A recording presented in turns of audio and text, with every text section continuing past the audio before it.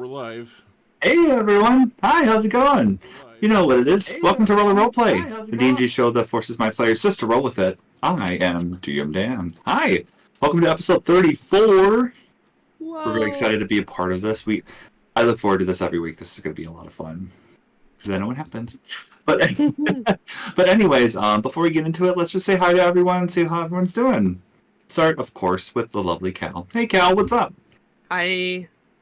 I'm good. I play Oz, who is a level 4 death cleric doppelganger for the Raven Queen.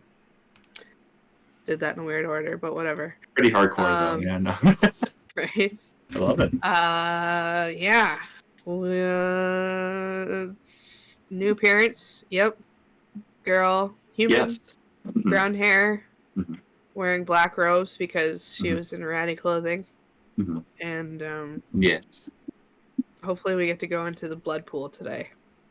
Yeah, most likely, because I know you mentioned that last session, so I think we'll definitely do that. It's going to be really good. I'm really interested in that, because you really don't know a lot about her. She just said the name or word Umpak a million times, and you don't really know what that means. She so. also said something that I caught my attention when you were playing her was... yeah. Mm-hmm. What was it? It was like the Dark One's coming or something like that. Yeah, that was it. The Dark One rises. Dark One rises, yeah. So, yay, more strings to pull. Yeah, definitely. But that's what a blood pool is for, just so you can talk to dead people. Right. It's a good time. All the people you killed, yeah. That's fine. No, I really like Oz as a character. It's always very unique and different. And I love how you're able to take such a really unique foreign situation and just kind of mold it into the story. Like, you do a tremendous job. Like, I'm curious to see what you're going to do. I'm excited. Like, the character you created is just... All 4 of our characters are just fabulous. Thank you. So. I appreciate that. Yeah. I want you to... Wow. Well, a lot revealed last time. No, thank you. I appreciate it. I mean, again, for people who are new to the show, if episode 34, if this is the first time you're watching, I created my players' characters. They had no idea of what class they were, what race they were, what their alignment was, sexuality, height, weight, appearance, all of it. As time has gone on in the campaign, they know a lot more now. They know their races and classes, but if you haven't checked out the first, episodes or so, and see how clueless everyone was. I mean, just to see how interesting the players have developed and their characters developed, then go check it out, because it's a lot of fun. And even if you've watched it now, just watch it in the past, because you can see what people missed, which is kind of funny. I like that too. All right, well, thank you, Cal. Appreciate it. Hey, Dennis. How you doing? Love the backdrop. I'm doing pretty good, thank you. Welcome. How have you been? How are things? I'm doing pretty good. Nice, good. I'm Craig, by the way, for those of you that don't know. I am a bugbear barbarian cook chef thing. So yeah. Oh, that's good. And again, you had a very interesting session last week too. I don't know if you want to talk about that a little bit. About the anger that you've had. Oh yeah. So just burning off the rest of that substance that was muting our I guess abilities and true personas, I guess, a little bit, and kind of coming more into my own. Yeah. Who I actually am, I guess. Yeah, and I'm curious to see how you're going to push forward through this as well, because something awakened in you, which I'm really excited about that. I'm curious to see what you're going to do with that too. Awesome. Oh, okay. I think Tyler mentioned the microphone. Maybe just be on a little bit low, so no worries. I did see that. Okay, no worries. No worries. That's what. Okay. Well, thank you again, Dennis. Thank you again for all of your help with everything. Kimarie, what's up? I love your shirt. How are you? Hello. Hi. Me. It's you. Yeah. Hi. I'm sorry. I'm waiting. I like to check that I can hear myself on stream. I'm sorry. I take a minute to hear myself that's fine. because No, I mean Anyway. we just want to make sure. Yeah, this is why we do it. Hi, I'm Kimarie. I play Miki. I am a Kenku artificer, servant of the Lord Baal, evil Lord Baal. I had a really wonderful, crazy experience last episode. I'm a little freaked out. Miki's a little freaked out. There's definitely a lot of stuff happening in the background of our lives that we just don't. Well, now I kind of understand, but like nobody else knows what's going on in the background. So, but yeah, looking forward to this episode. Kimarie, what's your character's name again? Me? Oh, You're right. fuck! I forgot. So no, my name is oh, I didn't say it. Thank you, Tyler. I forgot. I'm Miki and I'm a boy. I forgot. I didn't. No, say you're it not. this week. You gotta say it right. Miki. Yes. It's gonna be an adjustment for sure. That's another thing of rolling with it. I kept that secret for a while. Yeah. I can't. I literally. Of course I remember everything. But Yeah. Definitely. I'm just so used to saying Miki, so I'm Mikil. Mikil. And So your boy. yeah. And your boy. Yeah. And then I'm a boy, and I'm a Kenku artificer, and I hope I can buy a gun soon. I think you may. You did get a little bit of intel from Deville. So I did. yeah. So You don't want me to have a gun? Mikil's gonna go even more crazy once Mikil gets a gun. Mikil! Exactly. I love it. All right. Well, Oh thanks. god. Thank you, Kimarie. What's up, Justin? How are you? Good to see you. Great. How are you? I'm great as well. It's always good to Y'all talk to can't tell Dan's under the weather. He's having upcoming sickness, as we want to call it. you. But you're all my remedy, so it's okay. That's why. Okay, I won't accept you. No, I'm kidding. Thank you. I don't want to be No. a panacea. Well, why don't you tell us a little bit about Zymina, your character, and anything interesting you wanted to share? Drow, Druid. You guys should know my alignment by now. Nothing quite interesting in the last couple sessions because it hasn't been focused on me. But Drow Axel, my faction leader, wants to know where I got my information from, and I have yet to write him back because he can find it out himself. It's not that hard. But that's not her reaction. That's my reaction. Yeah, I know. So I don't know what to do with that yet. So we will find it's out. quite But interesting. Yeah. to further clarify, I am druids have circles that they're a part of, and mine is spores or fungus kind of thing. So it deals with like life and death, beauty in death, death turning back into life, but like that whole like decomposing into the ground kind of thing. So pretty macabre. I love that. Yeah. I think you got it. Yeah. No, but it's Macabre. again, like what I like about Zymina is that she already comes across as a very, I would say, very beautiful, just very clean, like elven drow woman. And like I think what's great is that she kind of transfers her beauty into such a grim aspect of life, but it's so natural too. So there is a very nice elegance about that. And you play that off very, very well, and I really enjoy the characters Zymina because you can act a certain alignment or way, but you can deliver it in a certain sort of way. And That was so eloquent. I'm not Zymina. But I know what you mean. I didn't exactly. expect my character to be intimidating in that sense because I don't even think I have a very high charisma because there's stats I still don't know. And honestly, I'm still using D&D Beyond to track it, so I can change it on a dime. But yeah, for all I know, I could have a very low charisma, and I'm just role playing how I would do in that situation, and I rolled well. So yeah, we'll find out. But I'm enjoying it. At least the That's good. social interactions where I'm being pushed, because it's easier to push back when you have someone else, coming for you. It's harder when you have Yeah.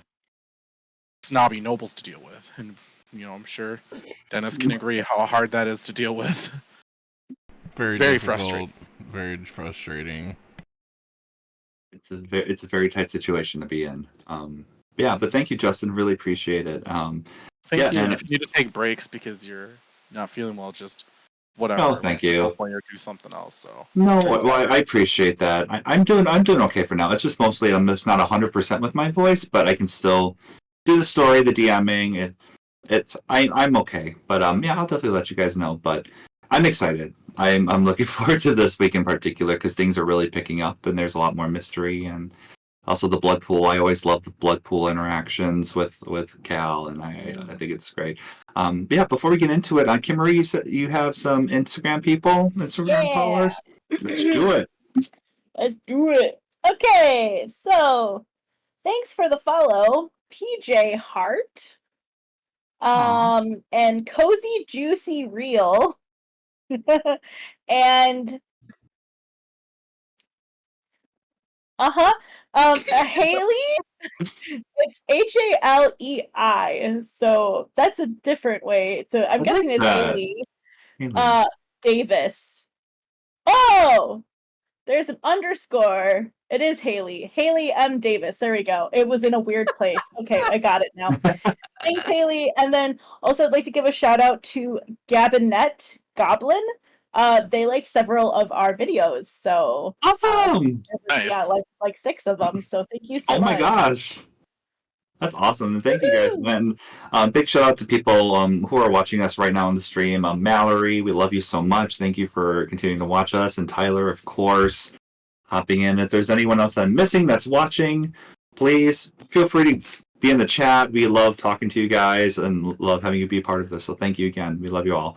Okay, well, I guess that ends it all. I guess so. Let's just roll into today's episode of Roll or Roleplay. Work.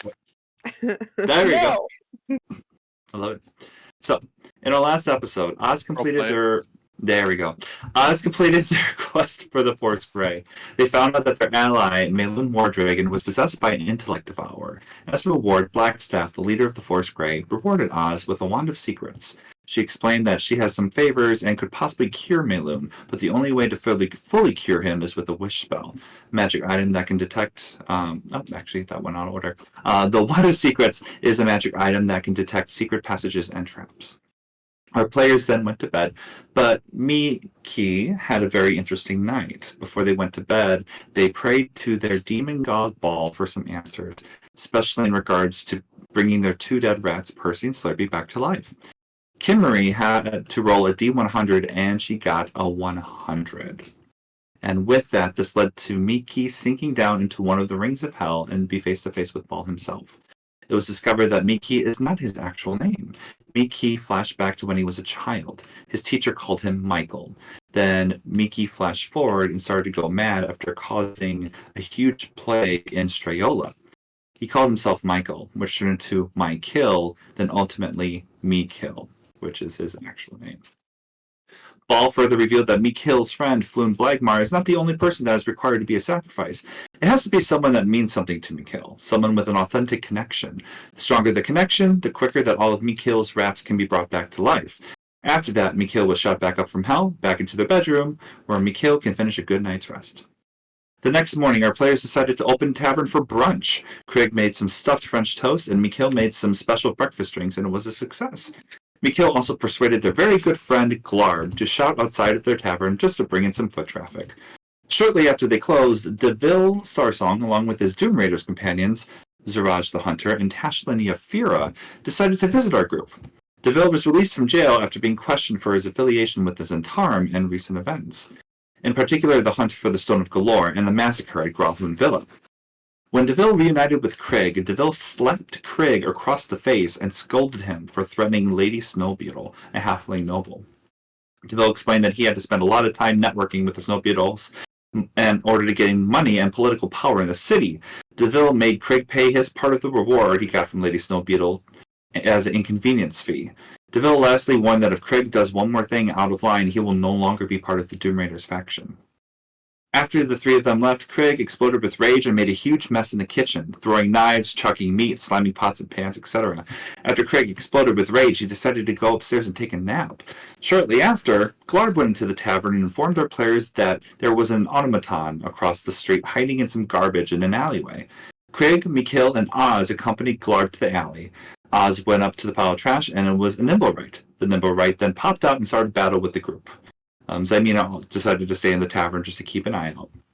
Ultimately, our players defeated the Nimblewright and found a map buried inside of it. The map shows the city of Waterdeep with a big X on the neighborhood of Mist Shore in the Dock Ward. A name, Grinda Garloth, was written next to the location as well. It was also determined that the handwriting looked very familiar to Lady Growlhoon's bench. And that's where we were, and I can't talk. That's where we ended last episode. So, I will say in the meantime, Zymina, nothing really happens. It's pretty quiet. There's no visitors at the tavern while the fighting is going on or anything like that. Nothing noteworthy to the most part, unless if there's something you wanted to do since you're alone in the tavern at the moment.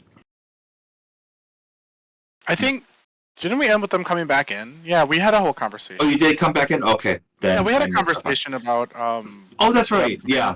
Right. I think we ended. You're right. Oh, you gave us a cliffhanger. What was it? It was Lady Growlhoon's. Yeah. Was that really? I thought it was something else. Was it really that? It was, yeah, because you figured out, and I was trying to end it on that. Yeah, but you figured it out. Yeah.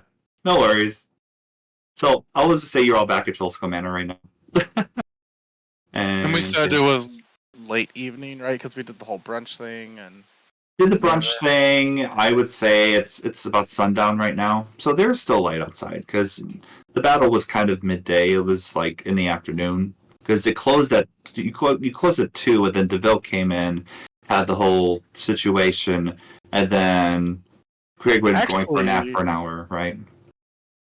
True, but it happened when Glarb was here, so I don't think Craig got the full hour. Because you said no, he didn't. Around 2:33, that's right. So technically, we're still midday, I guess. Midday with the fights. Yeah, because the fight actually wasn't too long. Yeah, so I would say, yeah. So it'd probably be like around 3:00. Mm-hmm. So like mid-afternoon. You're right. Logic is so powerful. I know, it's crazy in a fantasy world. I mean, you can have it be 9:00 if you want us to go to bed, DM, Daddy. It's fine. Hey, that's totally bedtime. So, it is 3:03 right now. 3:03. 3:03. Mm-hmm. Don't trust the house. And you guys are together at the tavern, and you realize now, looking at the penmanship, that Lady Growlhoon wrote that note. So feel free to continue your conversation. I think we might have to do something about this woman. Oh, I've been wanting to do something about her for a while now, but now that things have gone down, this could be a good opportunity. Ever since our lovely conversation with her. Oh yeah, I wasn't there. I was almost dead. You were almost dead. Again. I can't help that I'm squishy, Oz, okay? Birds of a feather. Squished together. Anyway, I think it's worth investigating. You never know because I know DeVille seemingly handled the whole noble situation, Craig, but, you know, if we can't target nobles without getting in trouble, what about nobles targeting nobles? If you still want to get back at the castle, or not castle lanterns, the snow beetles, or investigate them, perhaps we can lead Lady Growlhund into investigating them herself, thus exposing her, you know, with her bodyguard going to investigate. We can catch them in like a little coup d'etat. What's that mean? We come together on them. Okay. Well, sounds like fun. Phrasing. do we still think that she's the one that has the Stone of Galore right now? Out of game, I think we assume she does not have it after she was in a panic about the missing notebook. Because it seemed like that was the whole point. I think that was, unless that was an internal observation by me that I never said, I don't know. That was my thought process. I would have just been like, I don't think so, because if she had it, she would have no reason to keep or to want that book, you know. And the book was cursed, so who knows what it might lead to. But in game, I do not remember. We had that conversation, I think, the day of when we left, and then the session after. But that was already like 15 episodes ago now. I think. Right? Yeah. That was a while ago already. So I think I was thinking she had it because they were all fighting in their house, and True, then Ulster, Erstal, Ursula. I never get his name right. He brought it there, if I'm remembering correctly. He was the one that hobbled away from the explosion, went to the Growlhounds, and then he killed the Lord, and the lady wanted it for herself. We don't know for sure it was the Stone of Galore that they were handling, just because it was on that halfling that was killed in the fireball too. From, I think they were part of the Zentaurum, so they might have had it, or was it the Zentaurum? It was another. The halfling was a servant of Lord Dagult Neverember. Yeah. Oh, okay, yeah. So and he was trying. Yeah, he was trying to deliver the stone to you guys because you saved his son Renair. But that didn't happen. It was intercepted like a football. So, well, I don't think you might have leaked that information just now, because I don't remember you explaining it quite like that. I don't think it was revealed like that when the investigation happened, and then also with the bodies when the clique talked to the dead, because he talked to the halfling, he talked to him. And said he was planning on delivering that to you guys. Did Click talk to him? Yeah, he talked to... I don't ever remember this. Yep, he talked to... This is when Click visited you guys the first time in Troll Skull, I think. And he mentioned... and he mentioned about how he had news he was talking about the bodies and how he works at a morgue for the city. And he can cast Speak with Dead. So he was just doing that as... Oh, okay. And then letting you guys know the information because Oz is part of that little Raven Queen faction. Yeah. I'm sorry, I personally do not remember that. It's a lot of info, don't worry about it. Yeah, okay. Then we would know that was the stone that he had taken, but whether she still has it or not, we don't know. And then also Renair kind of confirmed that was the servant of his father, right? Yeah. Yeah. So it's from two different sources. Okay. So yes, she has it. He's a gnome. He's a gnome named Dalakar. That's what I thought. Yeah. Okay, no, Dalakar's he was short. That's all I remember. But yes, we would assume she does if Erstwhal didn't hide it. We have no idea. We have no way of thinking whether Erstwhal actually gave it to her or not, because he was already injured at the time. Yeah, and there's that portal on the floor. Right, so he may not have given it to her, or maybe he did, and that's when everything went south. Another thing to keep in mind that I want to throw out there, just as a DM standpoint, there were three main factors in this. There was Erstwhal, who had the stone, and then the Growlhounds, right? Because they have that affiliation, and then the Nimblewright that threw the fireball. Yeah. The beads. Right, so which we don't know for sure whose Nimblewright that was. Oh, so many notes.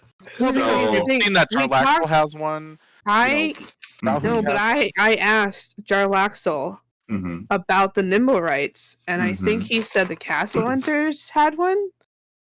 He said the Growlhounds had one. Or he said the Growlhounds had one. Okay. I think he also said there is a factory where they're made, but they're expensive, and only really rich people tend to have them too. So, yeah, I guess it would be confirmed that maybe she found out somehow that how she found out the stone is being given to us is weird. We don't know. or was on its way, and then she blew everybody up, including Erstool, so she had betrayed him before he was going to do it to her. I feel so sorry for God. you having to do this campaign, Dan, because this is too much. It's a lot. I have a whole bunch, but like I read it through like 2-3 times, and I chose this one. So I'm like, Okay. this is the part of the campaign where it's a lot of investigating, a lot of figuring out pieces. Again, factions intertwined with each other, nobilities, intertwined. Like it's a lot of moving pieces, and again, like the main quest, the whole point is trying to figure out like what exactly happened. But you have a potential lead with the map and a name. Mhm. So that is one thing you do have. You also have the Castellanters. If you want to talk to them, see if they have any info, if they're willing to give it to you, or however angle you guys want to play it, by all means. And then you have your own factions as well. Like, you guys have the resources. It's just a matter of how do you want to approach this and handle it. In game, maybe instead of having Lady Growlhound go for the snow beetles, we can instead have her try to approach the castle lanterns, and then we just so happen to be there for our dinner. Kind of two birds, one stone kind of thing. Interesting. We've heard what the castle lanterns may have going on, like the ooky spooky basement dungeony devil summoning stuff they have going on. So if Lady Growlhound gets caught in the crossfire, well, so tragic, really. And then we are not responsible. But like, what if they're friends? I don't think that woman can be friends with anyone. Okay. I didn't talk So to her. true. You did, so. Well, I'll just say from what I've heard from Krieg, if the Castle Lanterns happen to be racists or bigots, they're very good at hiding it. Lady Growlhound was not very lowbrow about how much she dislikes Drow. Oh. So I'm sure it doesn't just mean Drow, but if she views me that way, imagine what she views all of us. Outcasts. No. Just lesser than. Ooh. I've been So- lesser than my whole life. At least the last So 30 years. maybe we can also have you. I don't know out of game who would be the best at forging stuff other than the person who can mimic voices, but in game, maybe you can try and forge Lady Growlhound's signature on another false note and give it to the Castle Lanterns to stir even more chaos. Because I'm sure they've also heard of the Stone of Galore, so why wouldn't they be interested? Do you feel what I'm putting down? Yeah. Feels nice. Do you think you're capable of forging handwriting, Mikhail? Absolutely. No, I'm just kidding. Miki, I don't know your name. I'm just kidding. I've not sorry, said Miki. anything yet. No, you have not. You haven't even told us you have the frickin' book. Nope. Yeah. That might be thinking. You might want to think about that too. Not telling us, but just about the book. I have been thinking about the book. But how do I you don't feel know. about maybe? How do you guys feel about possibly forging her signature and or having her make a note to the Castle Lanterns or something like that as a backup? You know, Yeah. Makes throw- sense. Just what I would just I just don't know what to say. Well, I just threw it out there as an example. I don't know if we want No, to we do would that, have to but I think just about thought it'd it. be Okay, cool. yeah. Yeah. But we I'm can sure I also could go follow do the it. lead on the map. Sorry, Miki, go ahead. I was just saying, you asked me if I could do it. I'm just telling you, I could probably do the forging, maybe. You can definitely. I don't know. So like I don't know if like thieves tools assist with that, if there's like our forgery kits or whatever. Or who has the best chance of doing that kind of stuff. So I just assumed our little poisoner of the land would be able to do that. Pretty sure you're poisoner of the land too, but okay. No, I'm Wrath. You're Famine. Oh, okay. Wait, who's Pestilence? You're Pestilence, I'm excuse me. Pestilence. Sorry. What? Nothing. Mhm. Nothing. That's fine. Quiet, daddy. So, well, this is the second time I've been called daddy today. I don't care. Today! Yeah, I because said it earlier. Yeah, Justin said, yeah, yeah, I Justin wasn't said it earlier. earlier. Yeah. I wasn't How gonna- dare you? Yeah. So, I will say you will have to it would be more intelligence based in order to forge documents. I will say, in regards to that, Mikhail has the highest bonus when it comes to intelligence as well. You do not have a forgery kit on you, so you won't get added like bonus to that. You can study that handwriting, and depending on the check, see if you can really make out the good marks. And then if you want to attempt to do it, then you can definitely roll to do that. Like Samina said, I think we should kind of maybe put that in the back pocket and maybe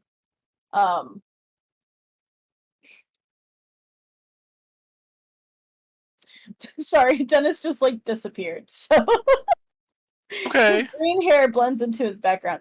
Sorry, it was distracting. So, But what- maybe we should go check out the map in that target first. That's what I was going to suggest. At the very Hey! least, see who this person is, and then we can decide on. Because, I mean, maybe we're overthinking it, but I think having Growlhound and the Castle Lanterns together could help us kind of do two things at once without putting ourselves at risk too much. Sure. So, which direction would you guys like to go? Did you want to check out the map, or did you want to check out Castle Lanterns? I from what I remember, I think Craig, I think they said you could send a paper bird to let them know when you plan on coming, so that they can get everything else set for you. That is correct. Yeah. So it is up to you if you want to just show up spur of the moment, but they prefer just a common courtesy, just so they can prepare for your arrival and get the guest room prepared if you plan on staying the night. I think we should definitely check out the person of interest that Lady Growlhound had wanted the nimble right. Number the eight. nimble right to attack, so Sure. that'd be a good place to start. And then if we don't really have anything come from it, we can always send them the paper bird about meeting them tonight. Maybe on the way to the mark, talk to Lady Growlhound and let her know that we had seen her nimble right snooping around the Castle Lantern estate. So perhaps, exchanging of information, to make it seem like we're trying to help her, even though not really. Nice. I mean, we could always move the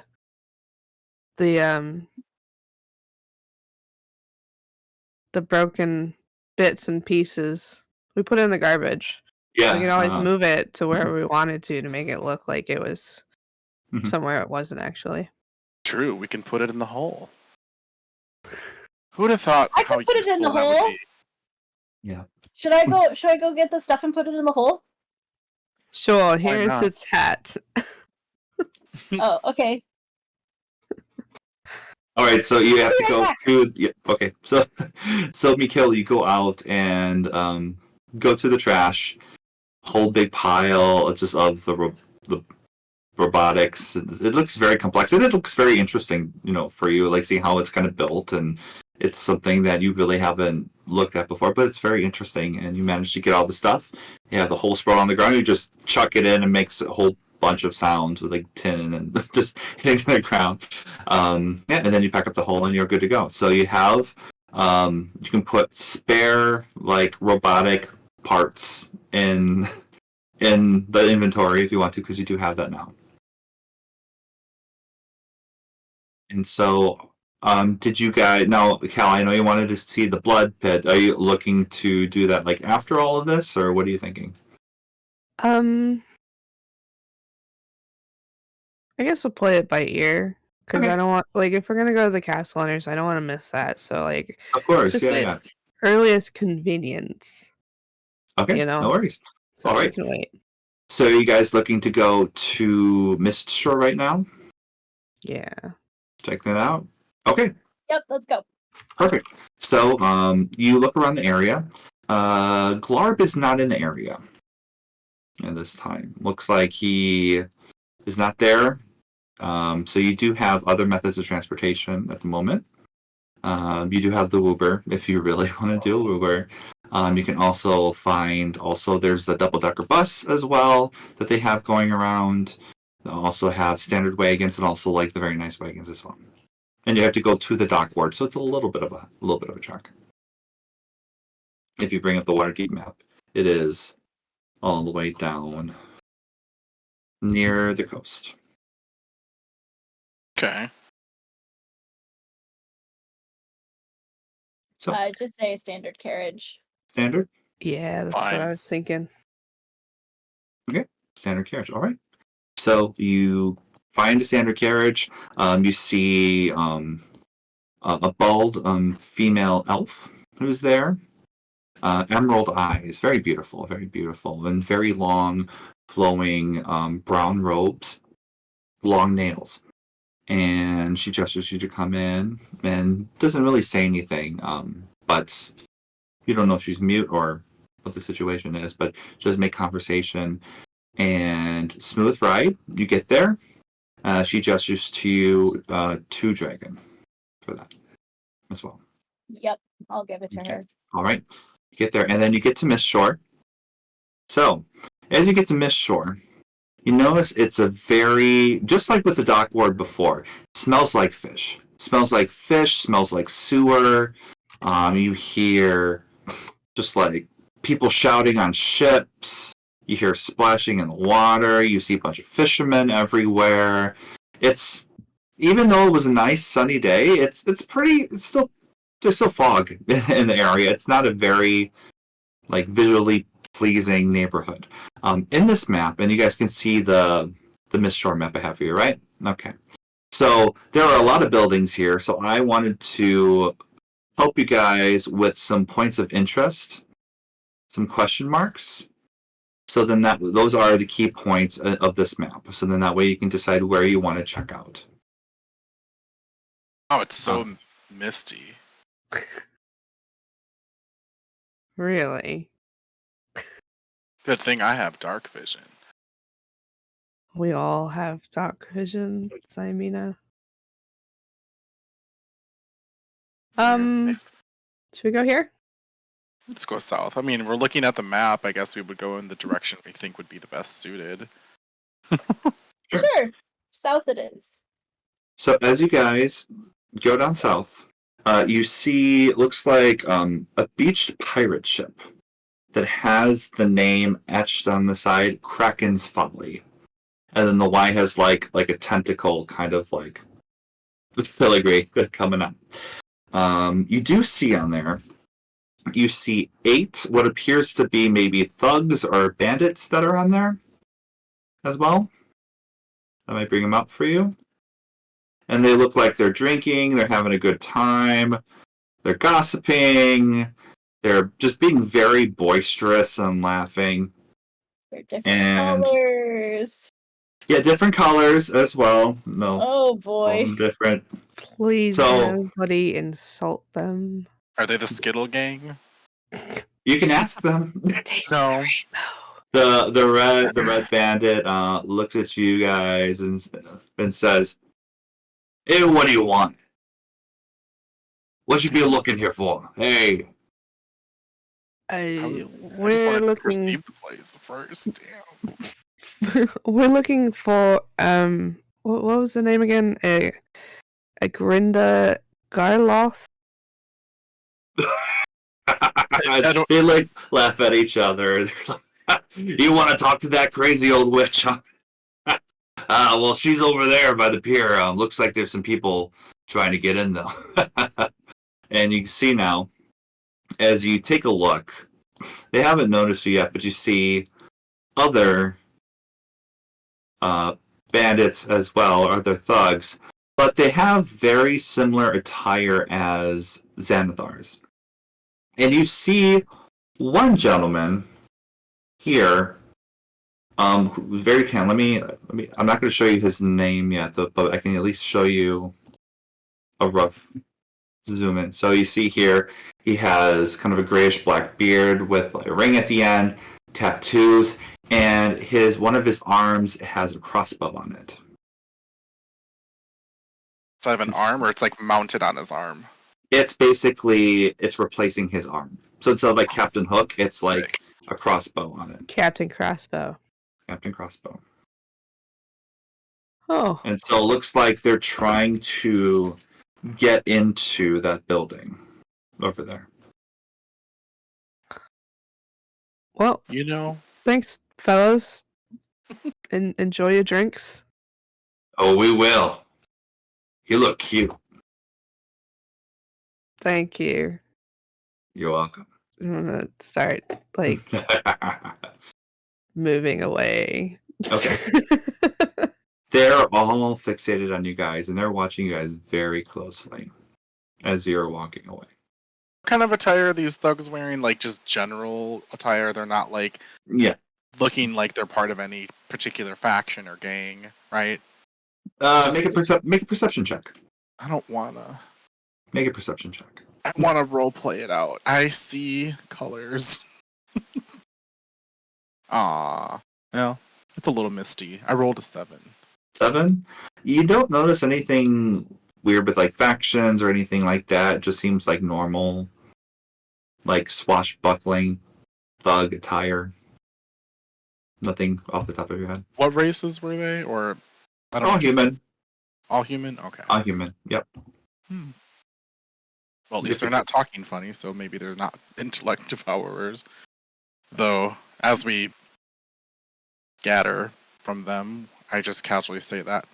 Well, if they're part of the Xanathar Guild, are we just going to expect them to be more intellect devourers, or should we attempt to talk to them or just attack at this point? I mean, the thugs on the boat are already watching us too, so it's not like we can be very sneaky. Maybe we should try talking to them. So then, if they attack, then it's technically self-defense. Hmm. We could buy them a round of drinks. Is there drinking here? I didn't know if this was like a bar or something. It's just a wrecked It's ship. just- It looks like kind of looks like maybe like a hideout of some kind. They do look like they decked it out a bit to make it look comfortable, like a shanty or a shack or something like that.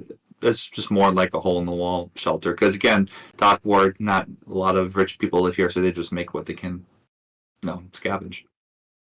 Now, So- I know the map is technically going to be probably like 5 or 10 feet a square, but Mhm. how, like, legitimately far do you think the shipwreck is from the Xanathar Guild trying to break in? Very close. It is very close. The house where the Xanathar people are coming in, and then where the shipwreck is, the ship is pretty big, so it's pretty close in proximity to each other.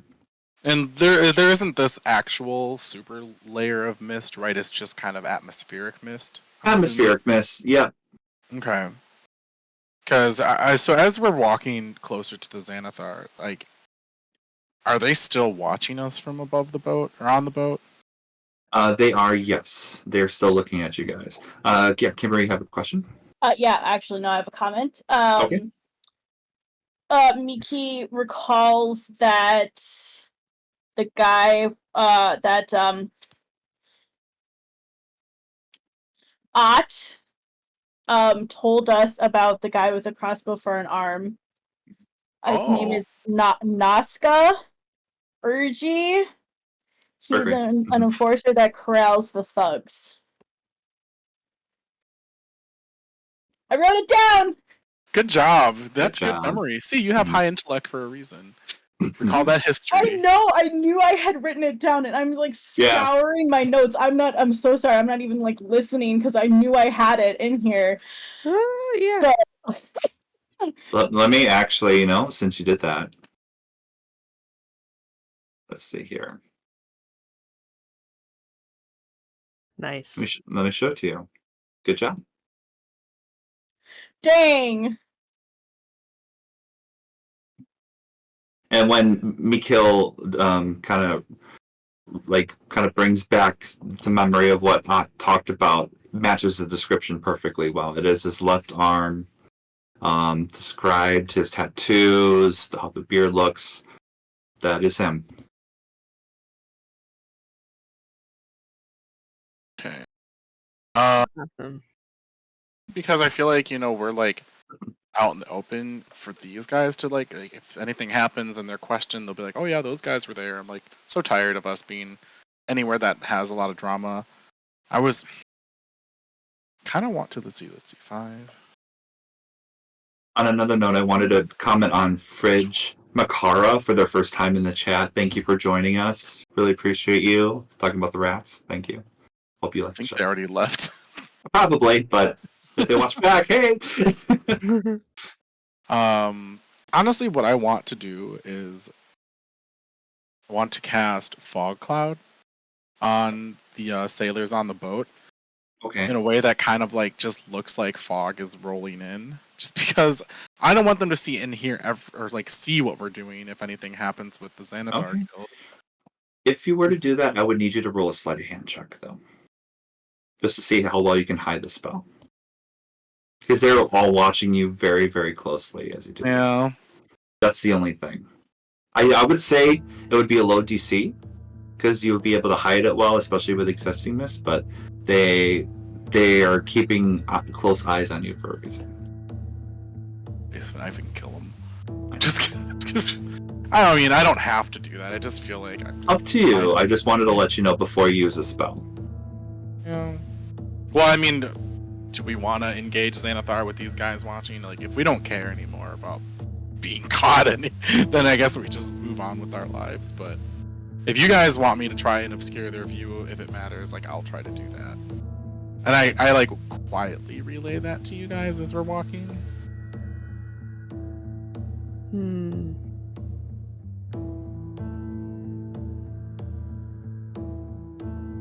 I mean, it couldn't hurt. So what is your approach with this? What are you guys thinking? Don't feel like it's going to be just an easy conversation, so it's like, oh my god. They're just like, how do we get rid of the thugs on the boat if we don't want them to be witnesses too, you know? So Right. it's a little hard to think about. So, I guess Oz is gonna try and engage him in conversation to try to distract him a little bit. Okay. I guess. The group with Nazca there? No, the guys that we were already talking to. Oh, the bandits. Yeah, sure. Yeah. How are you looking to distract them? I just trying to talk to him, I suppose. Okay. So So, do you all know who those people are who are trying to break into the witch's place? Not really.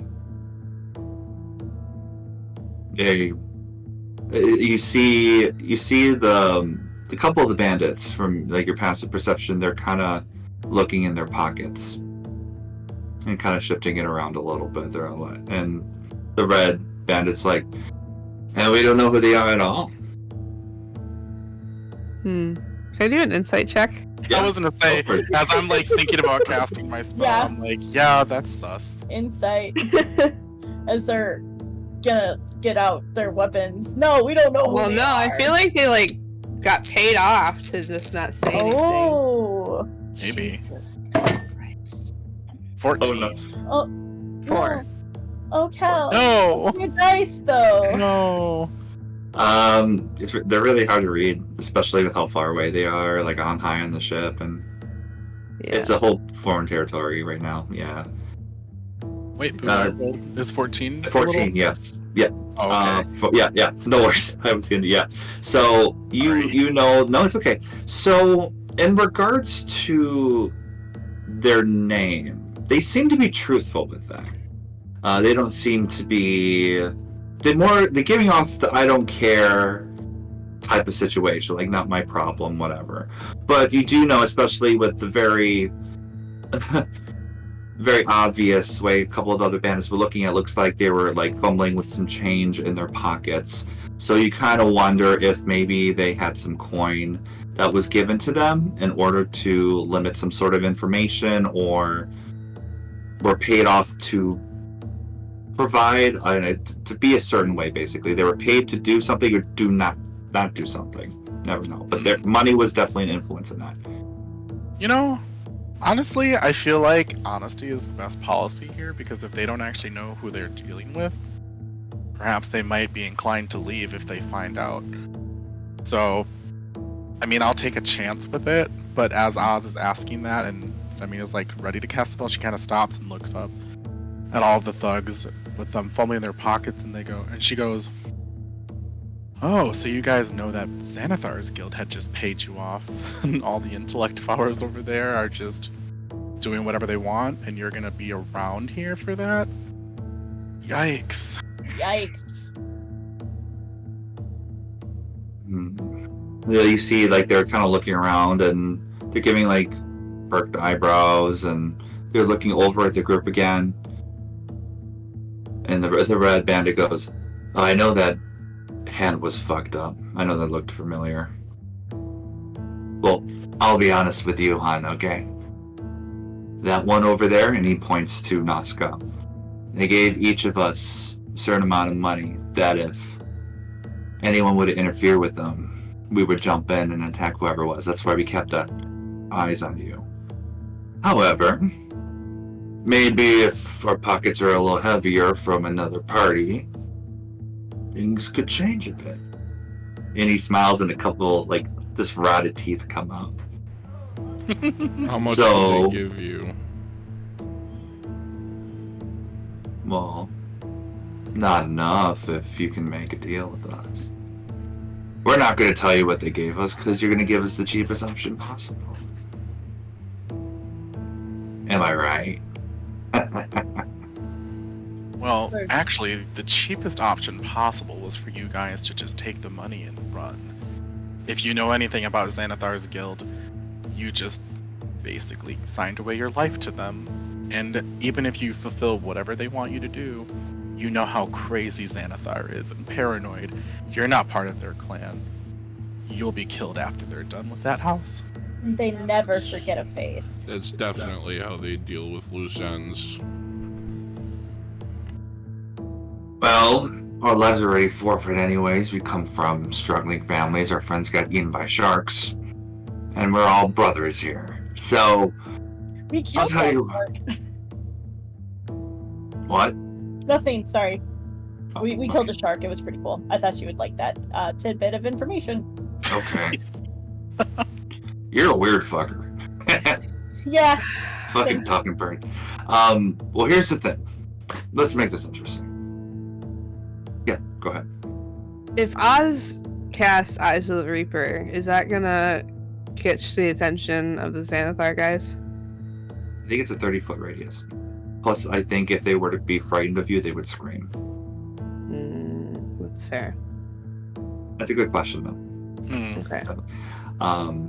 The lead bandit, he goes, "I'll tell you what. Let's make this interesting. How about each of us 10 gold pieces? And what we'll do, if you're going to go against them, we'll fight with you. You win, we win. You look like you got some coin on you. That'll be more than what they paid us." I definitely want to insight that again, Yeah, me just too. because I feel like, you know, it's so hard to trust people who are I know. spending money so easily. Yep, you know? yep. Of course. Roll insight. So anyone that wants to roll insight. Anybody? Okay. 11, okay. Better than the 4. 9. So Also got an 11. Okay. well, that's better than what I got. I got a 9. I thought Cal said they got 11. Yeah. Okay. I swear to God, I heard 4 again. I don't know. I'm going crazy. I said 11 is better than 4. Oh, 11. There we go. There we go. Stop mumbling. So, Oz, I'm going to give you your Thank you, insight. Oz, I'm going to give you your Woo. insight. You are proficient with insight.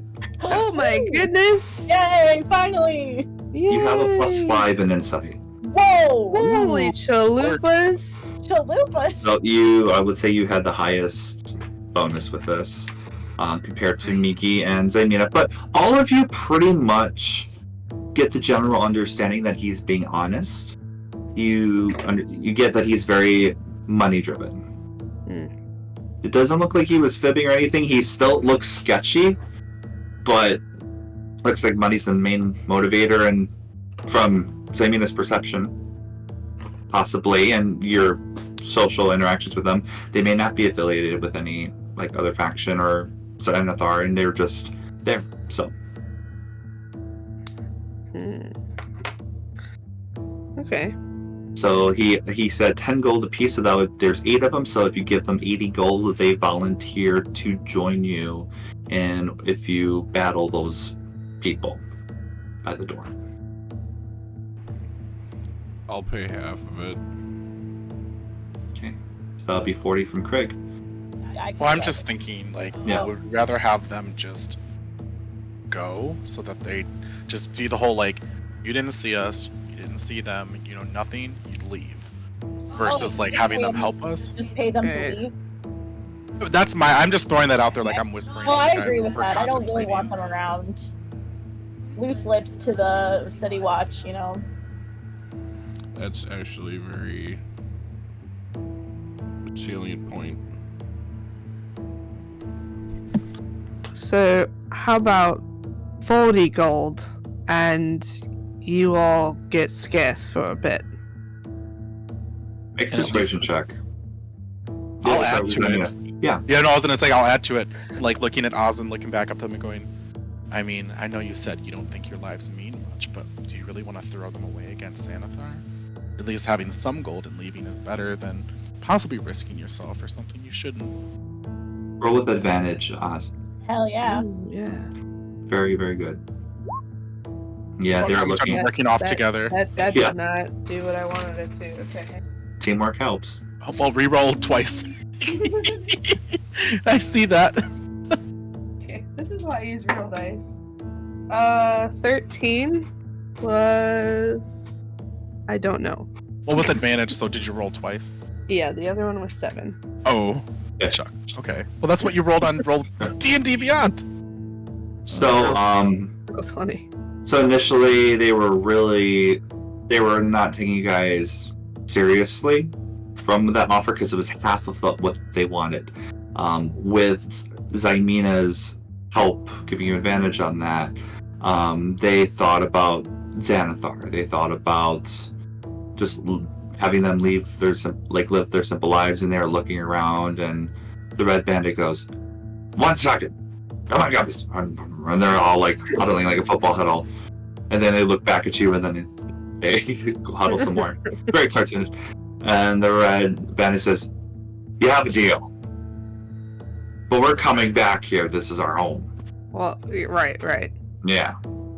So we could take a little stroll, do a little window shopping. You look around. Perfect. And you didn't see anything. Of And- course not, milady. I'll pay half of it too, Craig, so that way you're not just paying for everything. So I'll put up 20 gold in a 20, little 20? bag. Yeah. So the Red Bandit steps down, holds out his hand in front of you, Zymina. You give him 20, and Craig, you drop it as well. Who weighs I'll it? give him another 10, and I will. Let me finish what I'm saying. Yeah, go If ahead. you clean up the mess before the city watch comes.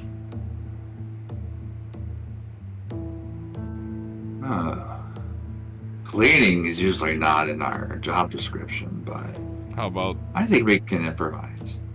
Oh yeah, that's one. Yeah. 20 if we don't hear back about any of this? Deal. And he reaches out his hand and looks at you right in your eyes, smiling from ear to ear, rotten teeth, like misshapen, like beard and scars on the lips. And he like licks it, and then there's like drool coming from like the tongue that's like sticking to the lips. Yeah. Pleasure So doing 60 business with total. you.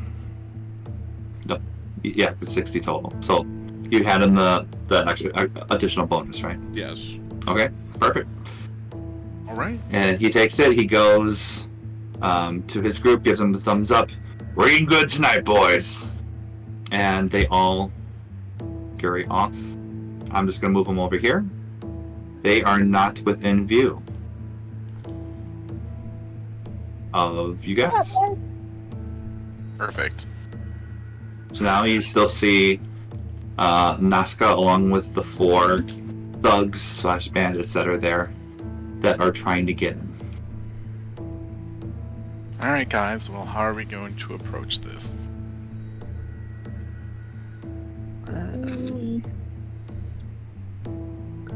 Unless they attack on sight, we need a plan of what we want to say.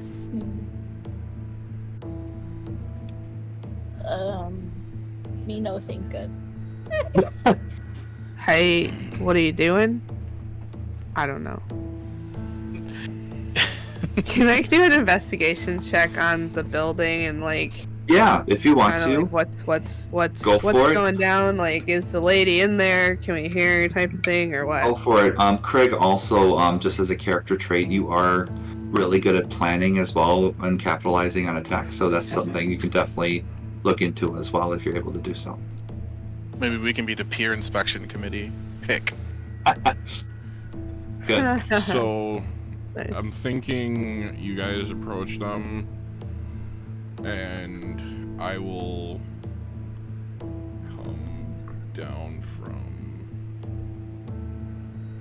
Is this area? This area is water, right? Which area? I'm sorry. Yes, so pretty much anything to the right of these buildings right here in this pier, that's all like water. That's going to the ocean. Mm-hmm. Is that area where they are? Is that lower than where the boat is?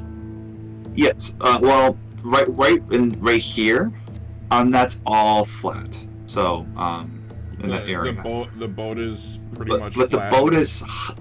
Sorry, boat is the pier higher. that you guys are on, that's parallel to the floor here. However, the boat you're looking at is about 15 to 20 feet higher than the other. So you would get a height advantage if you were on the boat.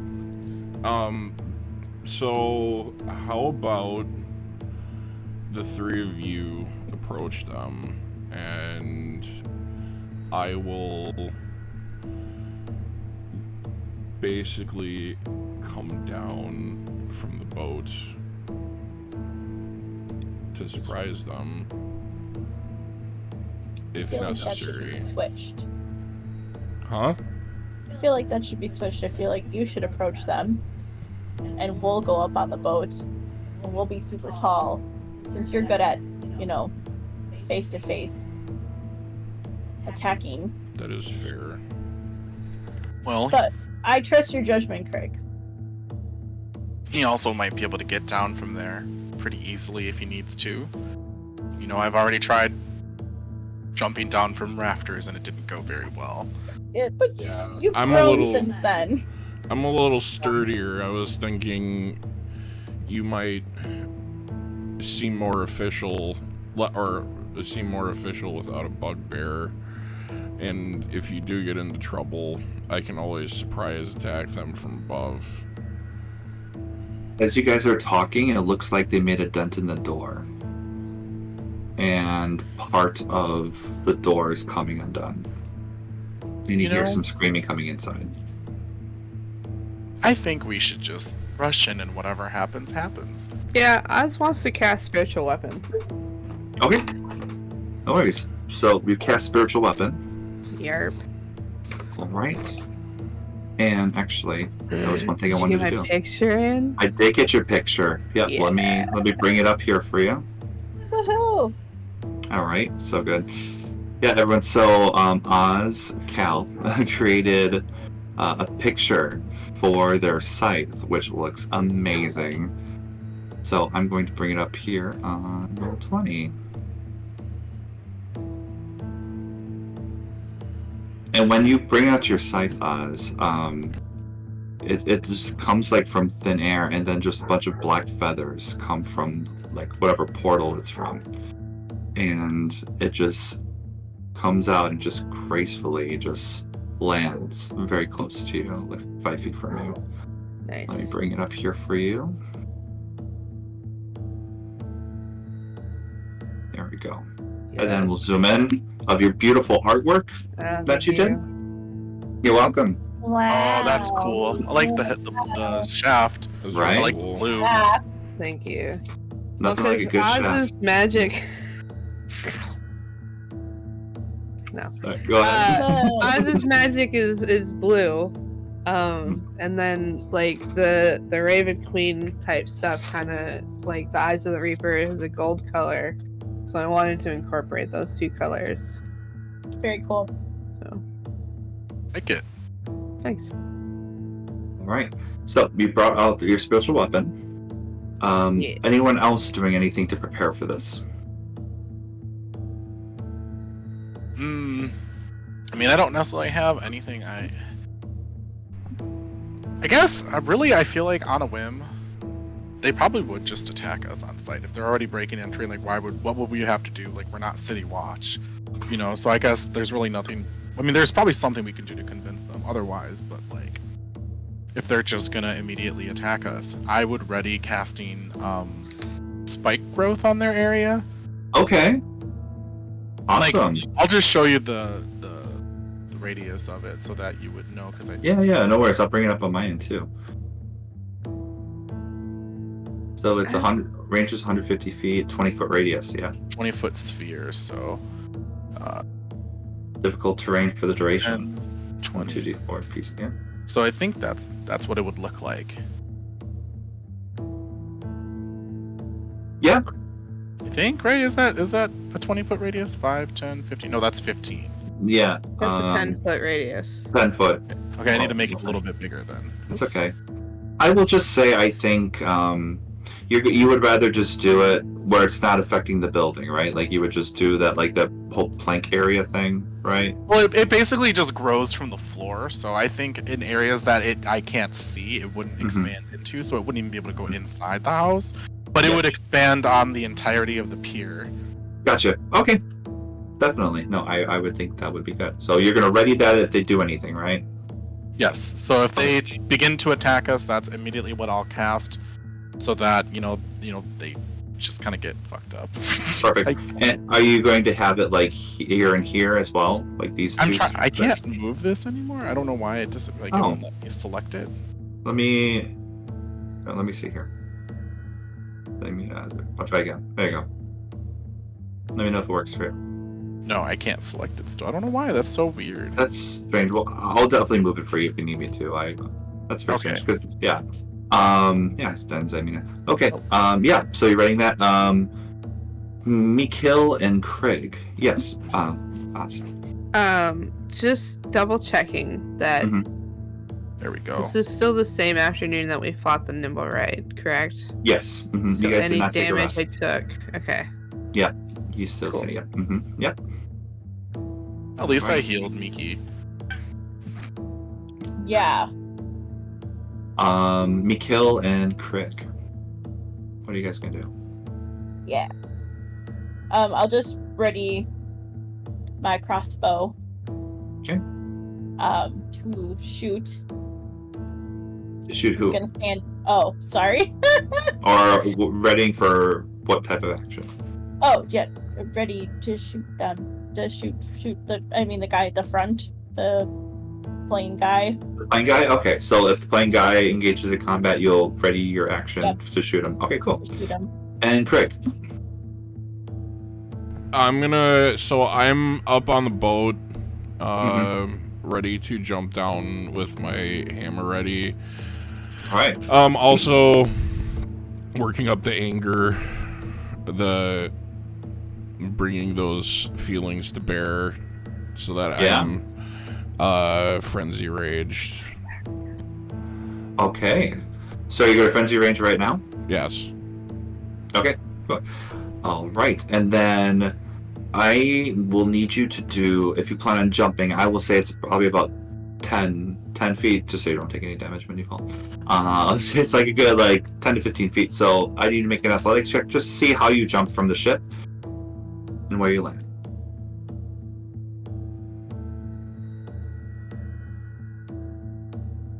That's a natural 20. Wow. Killing it. Well, I will say with that, where do you want to land? I would say you can do 15 feet from where you are. And who do you want to attack? I'm probably gonna go.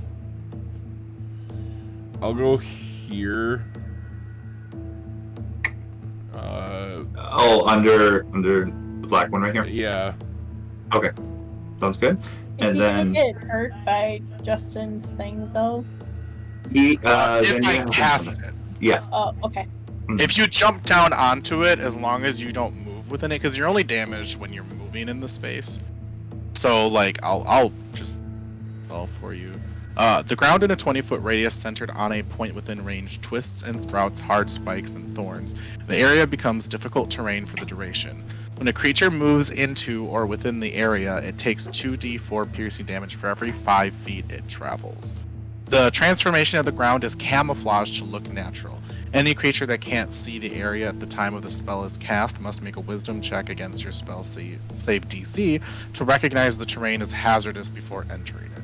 So I guess technically if he jumps down and is already in the area when I cast it, he wouldn't take damage, but if I cast it before he jumps down, he would.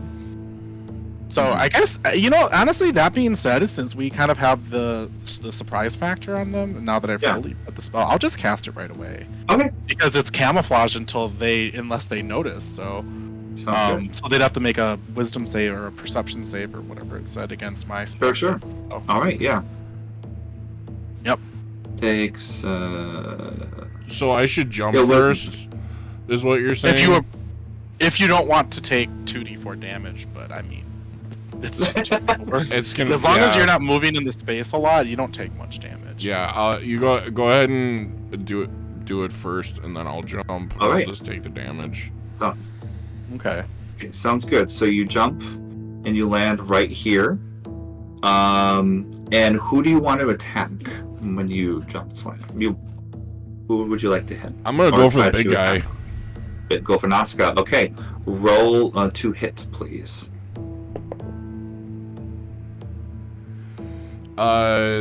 6. No, I just want to double check. Are you adding your bonus while you roll the hit, or are you leaving that to me? I was gonna add my bonus. It was 16 with the bonus. 16 with the bonus. Okay, that way I just know for future. Okay, so 16 total. That definitely hits. Roll your damage.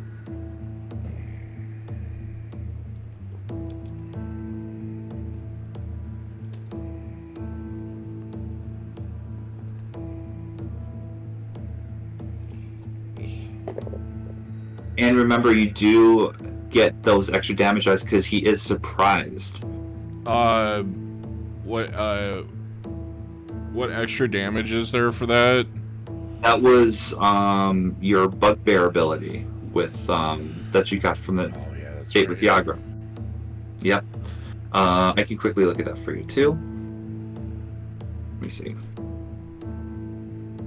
I think it was 2d6 if I remember.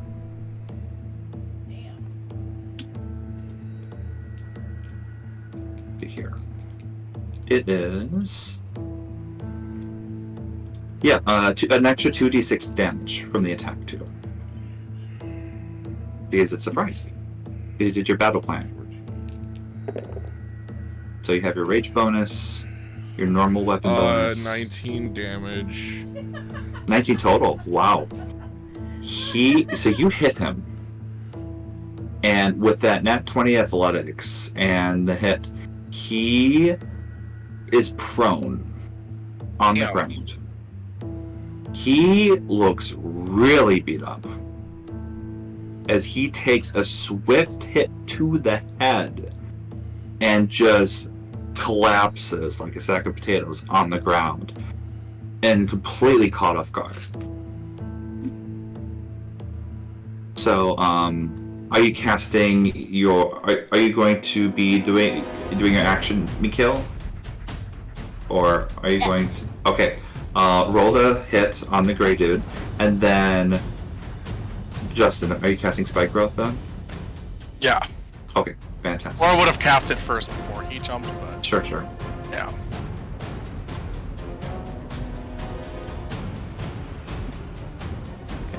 That's 14. 14. That hits. Roll your damage. That's with my bonus. Perfect. Yeah. Do you guys all know your bonuses for the most part? Yep. Okay. Perfect. Yeah. Cal, your strength bonus is a +2. Your dex is a +0, and then you have your charisma bonuses. Well, actually, your wisdom based. Yeah. Yeah. I don't. So have yours my is a charisma plus. yet. Yeah, I won't give that to you just yet. But you have a +3 wisdom bonus. Yep. That's 10 damage. 10 damage. He is looking really rough. Oh, Barely no. standing. Ah! Whoops. As you get him, and you get him right in the neck, and he's struggling to talk. Like it goes like right in the back of his neck and sticking out. Doesn't kill him outright, but he looks like he's in a lot of pain. Ooh, that's fun. Right? And then you did your spike growth, and it looks like here, the area becomes difficult terrain for the duration. When a creature moves into or within the area, it takes 2d4 piercing for every 5 foot it travels. So I would say if it moves 5 feet, it takes damage, right? Right. It's just to prevent them from running or coming towards Perfect. us. You know, so if they move towards Craig, 2d4 damage. If they move, their movement is, I think, halved in difficult terrain too. Yes, that's right. Yeah. All right. Well, I think after that happened, all of you will need to roll for initiative now. Mm-hmm. Right. Oh, I rolled a 4. Oh no. That was so instant. So inst. Yeah. Hey, what do you know, Justin? I rolled a 4 too.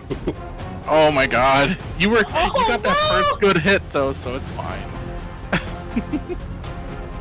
Oh my god. Okay. Let's see how Nazca does. Oh, Nazca did pretty well.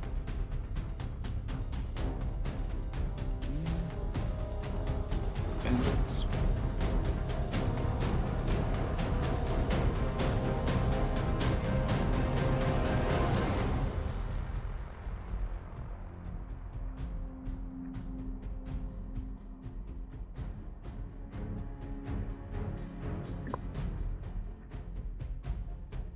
I would say thank you for getting rid of those other bandits because I did not want to put them in this.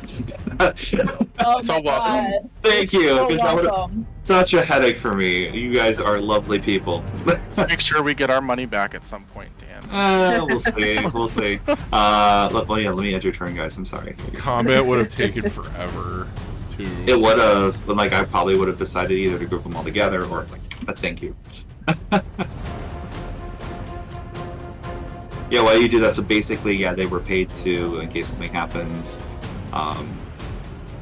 they would work with Nazca if anything were to happen, but you guys paid them, so work.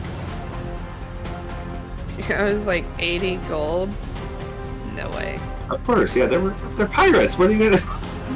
they're bastards. Yeah, they're gonna do that for you. We got a barter. Yeah, exactly.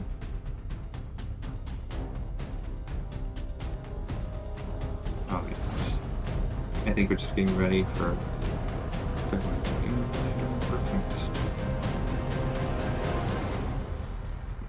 Okay, excuse me.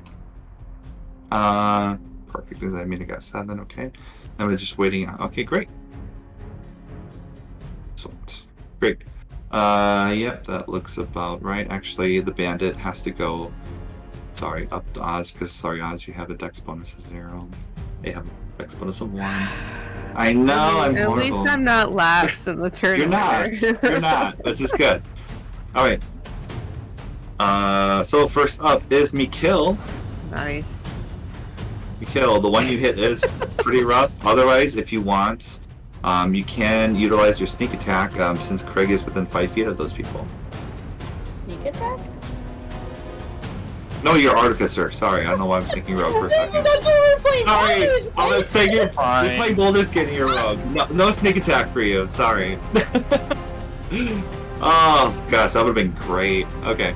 Anyways, Thank you so much. I love that so much. I love it. Okay, what do you want to do? So, oh, I finally updated it. Sorry, like the Okay. turn order, the initiatives weren't updated for me. So, so what I'm gonna do is I'm going to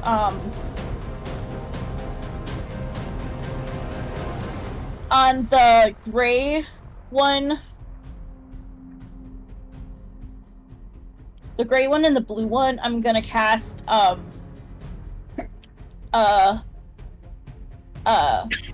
acid splash. Acid splash. Okay. Gray one and the blue one. Yeah. Oh yeah, because it's a cone, right? It's. Let me see here. It says choose one creature you can see within range, or choose two creatures you can see within range that are within 5 feet of each other. That's perfect. All right, cool. And so they have to make a save, right? Dexterity saving throw. Okay, hopefully I roll low. Okay, so the gray one rolled like I got a 5 total for Dex, so that failed. Woo! And then the other one got a natural 1. Oh! Wow. So they take full damage. Okay, Buddy. cool. I'll roll that. That's 4! 4 total. Okay. So, hey, you know, every little bit helps. As you see, like the blue one, his clothes start getting singed, like his skin is getting all like deteriorated and like there's some flesh coming out. The gray one, who had the big arrow wound from Mikhail before, you managed to get that inside the wound, and it corroded his whole throat and goes up to his head.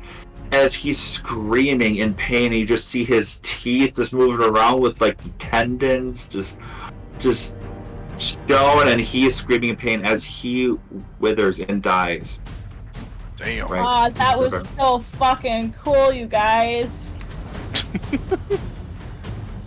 As that happens, as Nazca hears the pain of his friend, he yells and screams the words, "Come out!"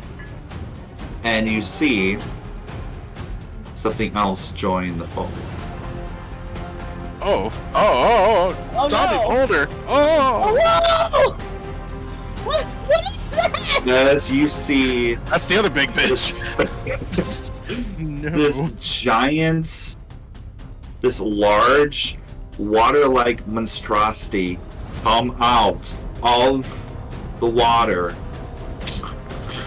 and go in the pier as he screams. Like, I can't do the scream, but it's an aquatic scream as he is just in a primal state right now. So he is now going to be at the end of the combat. Is that the Hey, he can take his 2d4. Yeah. Oh yeah, he will. Yeah. No worries. I'll make sure of that. So good job. Good job with that.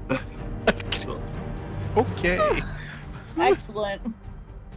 Add his turn at the end here, and I'll Lord. just put him at a 0 here, so he's at the end of the turn. So we'll do that. Yeah. So you got. I mean, unless if you do like a nature check on your turn or something like that, like if you want to do something like that, you can. But I would say that would be. I'll give that more as a bonus action if you wanted to try to figure out what it is.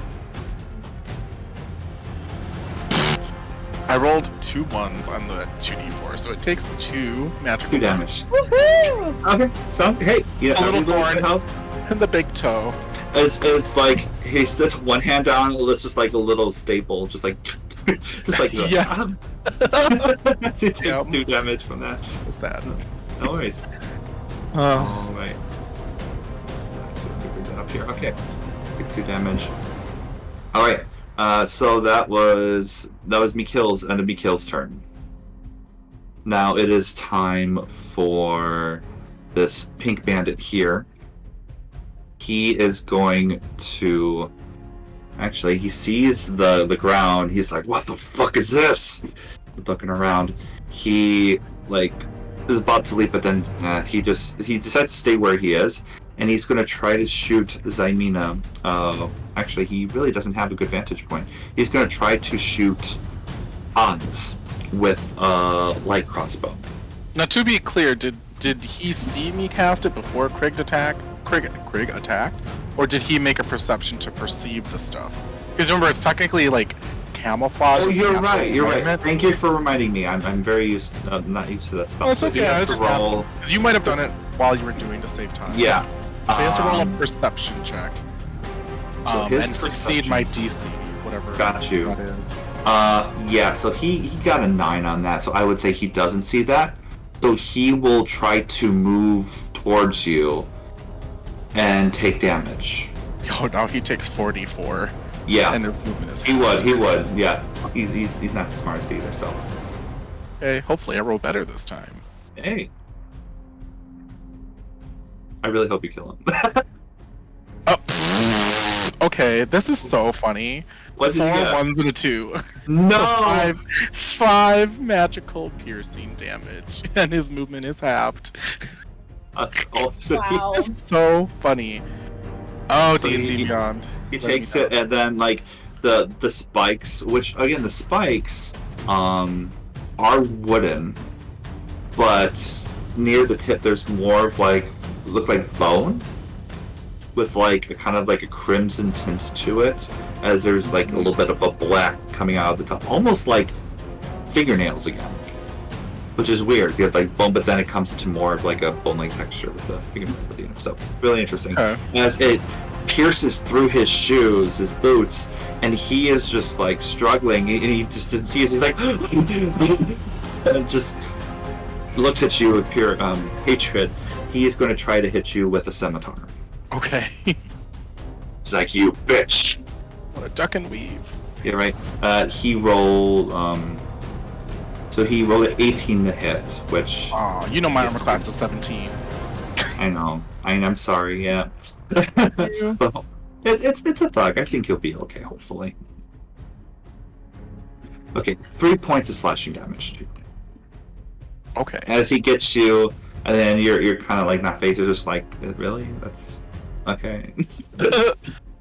What is the save for concentration again? Is it 10 plus? Is it 10? Oh, wait. No, I remember. It's either 10 or 10 plus. Or half the damage. So Yeah. you have to roll a 10 or higher to maintain concentration. Well, let's get this natural 1 out of the way. And it's a Constitution saving throw. So you had Okay, to 14, so plus 2 is 16. Okay, I'm concentrating. You're good. You're so concentrated. So con. Yeah, so con. Yeah, you just get hit. You're like, okay. So that's the end of that guy's turn. Now it's Nazca's turn. He's in a tight spot, especially with Rick there. So what he's gonna do? He is. First, he needs to do a perception check. See if he sees his spikes. Okay, he got a 13, which I don't think. I don't know what my save is. Yeah, your save is a 14. Oh, okay. So he doesn't see it. So he is going to. He's going to risk. Well, no, he's going to. Well, actually, here's what we're going to do. Yeah, he's gonna shit. He's in a really bad. He's in a really. He's gonna shit. He's in a really bad spot right now because Krieg is right there, and if he were to get up, he would try to get hit, and he could try to crawl, but he doesn't really know where to go. Well, Craig I also think has reach, so he ain't going nowhere. exactly. So he's like Craig did a great job planning this because he really can't leave. So he's gonna use half his movement to stand up. Craig, if you want to hit him and use a reaction, you're more than willing to. Fuck him up. He looking really beat up.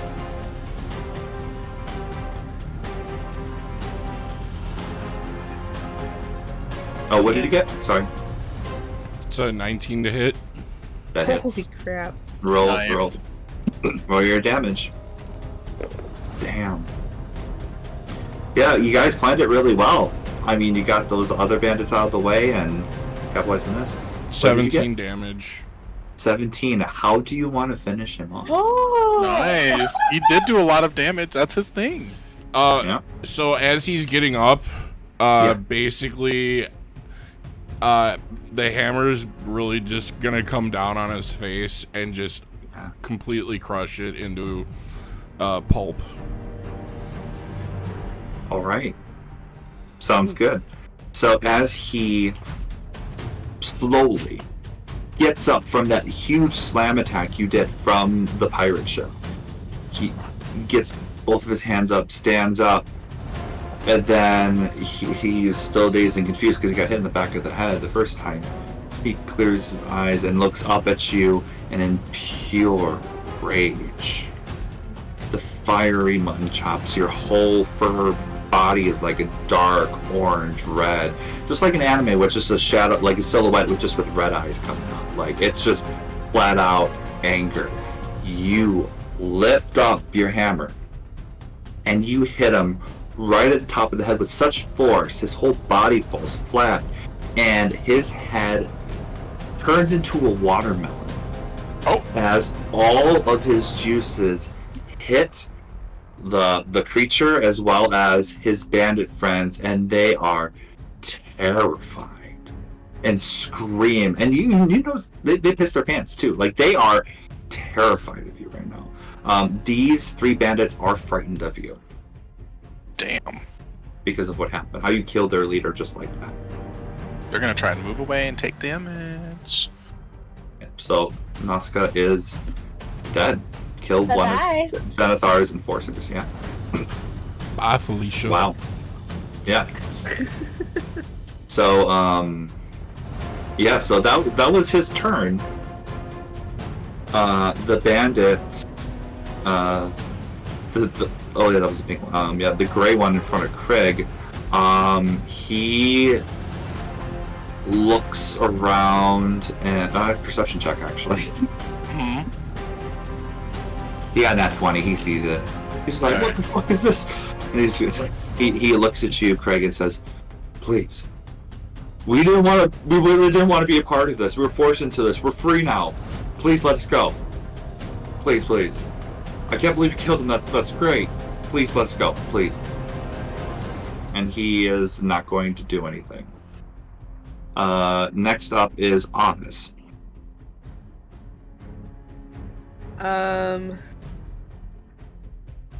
I mean, are all of them trying to leave, or is it just that one guy? From what you see, all 3 of them look shooken up by what happened, and how graphic Craig was in his damage, and how, like, it was an explosive kill that he did. For a 1-2 punch necessarily killed one of the enforcers of Xanathar, which makes it big. Clear, these guys are still wearing like Xanathar type clothes. Yeah. And stuff, Yep. so. Yep. Just like the ones from from Yawning Portal. Yep. What about Fish Dude? Fish Dude looks unfazed. Yeah. Fish Dude doesn't really. Is there a way to easily get up onto the boat? Yeah, you can take a look here if you want a closer picture. Ooh. Cool. Yeah. You said you wanted to try to get on the boat, Oz? Yeah, like, so that I can have better vision of what's going on without Sure. having to... I would say, since it is about 15 feet high, you would use 15 feet to get on the boat itself. Okay. So that would be half your movement. Then I will move there Okay. and use... I can't move my scythe. Oh yeah, no, let me help you with it. And then use my bonus action to... There you go, you should be able to now. What was the distance? 20 feet. Oh, nice. So I Alright. would move it. Yeah. And try to attack the fish dude. Perfect. Sorry, Craig. Are you able to delete the token from the map it's still on for some reason? Thank you. No worries. I just wanted people to see it just because it looks so cool. So you're going to attack the monster, the Yep. water creature? Okay. Roll the hit with your spiritual weapon, please. Okay. Well, that was a 6. I'm starting to think I'm cursed with dice. Not always. Okay, it's okay. Aww. So 6 plus 5 is 11. That unfortunately misses. Yeah. As the boat that you're on is pretty uneven, So the footing is pretty off, and like as you try to focus your mind on getting that siphon to hit him, it's just a little awkward at first from the footing that you're in right now. Yeah. Yeah, you were close though. Yeah. So that was a bonus action to move my scythe. So do I still Yes. have my action? Yeah, you do have your action. Yeah. I guess I'm gonna try to cast Chill Touch then. On the water creature. Okay. Yeah. Sure, roll a hit. I want to. I hope you can. That was a 9 plus 5 is 14. That hits. Hey! Hey. Oh my god. Hey. Roll D8. See, it can happen. You got it. 7. That was a 7. 7 damage. Okay. No worries. My goodness. So, yeah, you get your chill touch out, and then you just feel the power of the Raven Queen. Like, you're more familiar with the chill touch because you've done that a lot. As you center and you hit it right in the face, and it gets hit by it and shakes it off and looks at you. It did do damage. Okay. Yeah. Pop off. Is that the end of your turn, Oz?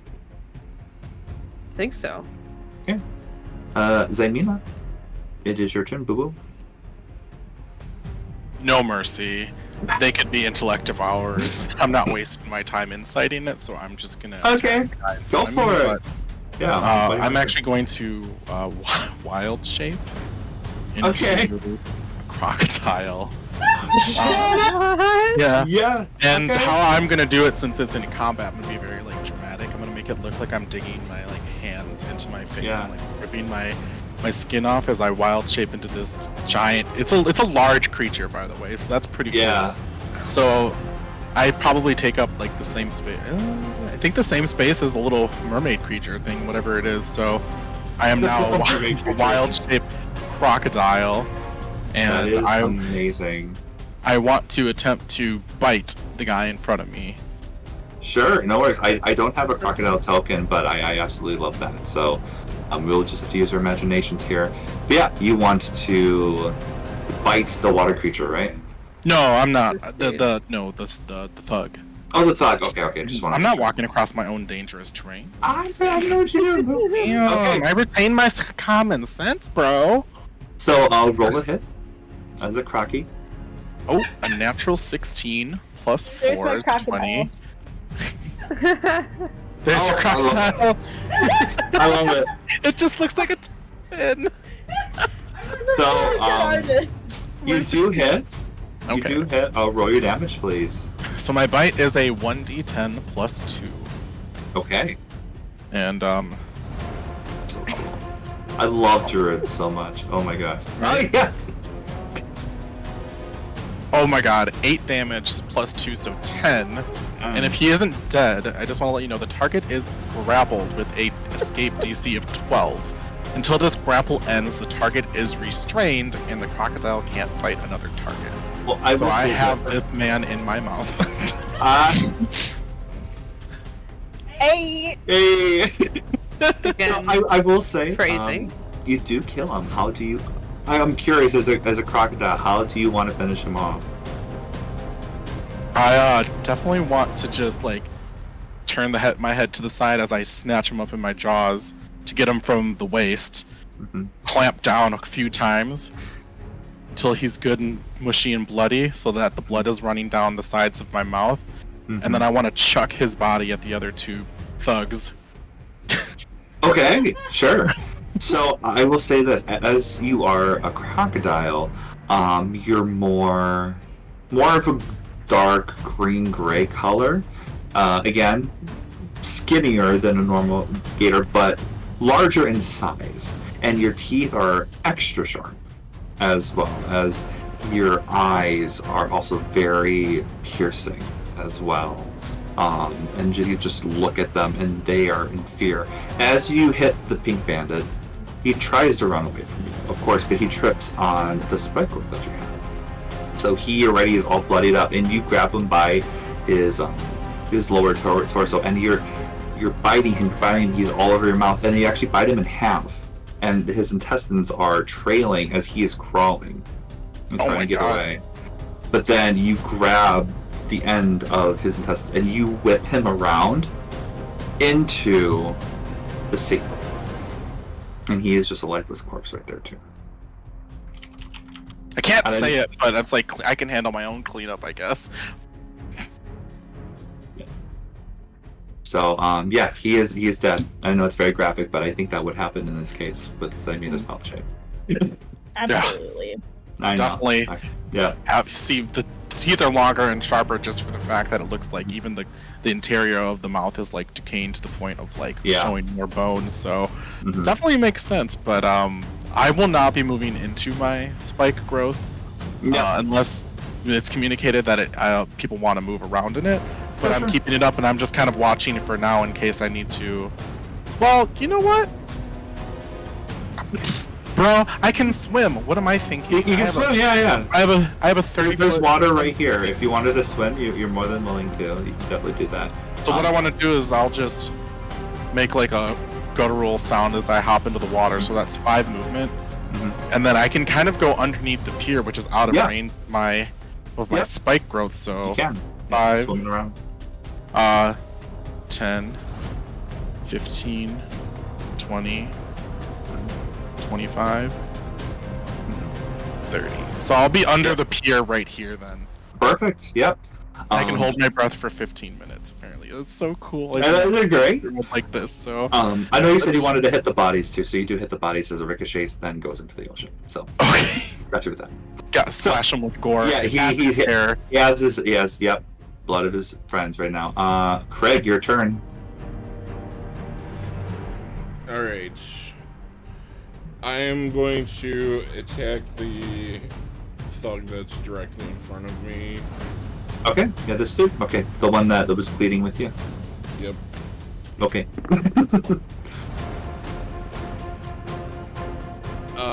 That's a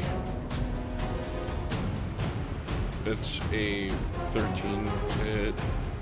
13 hits. Roll your damage. They are just frightened at the moment. They did not expect this at all. They were totally surprised. They are just quivering. They see like their enforcer gone. They see their friends gone. They saw this giant man-eating crocodile just chuck his friend right at him, and just the smell is crazy. 22 damage. Well, he's out of his misery, probably. Why are you surprised? With minimal effort, you just hit him right in the chest as you just feel everything just shatter as he just collapses with a huge dent in his chest cavity as he just keels over and dies right in front of you. And his one friend here he's terrified.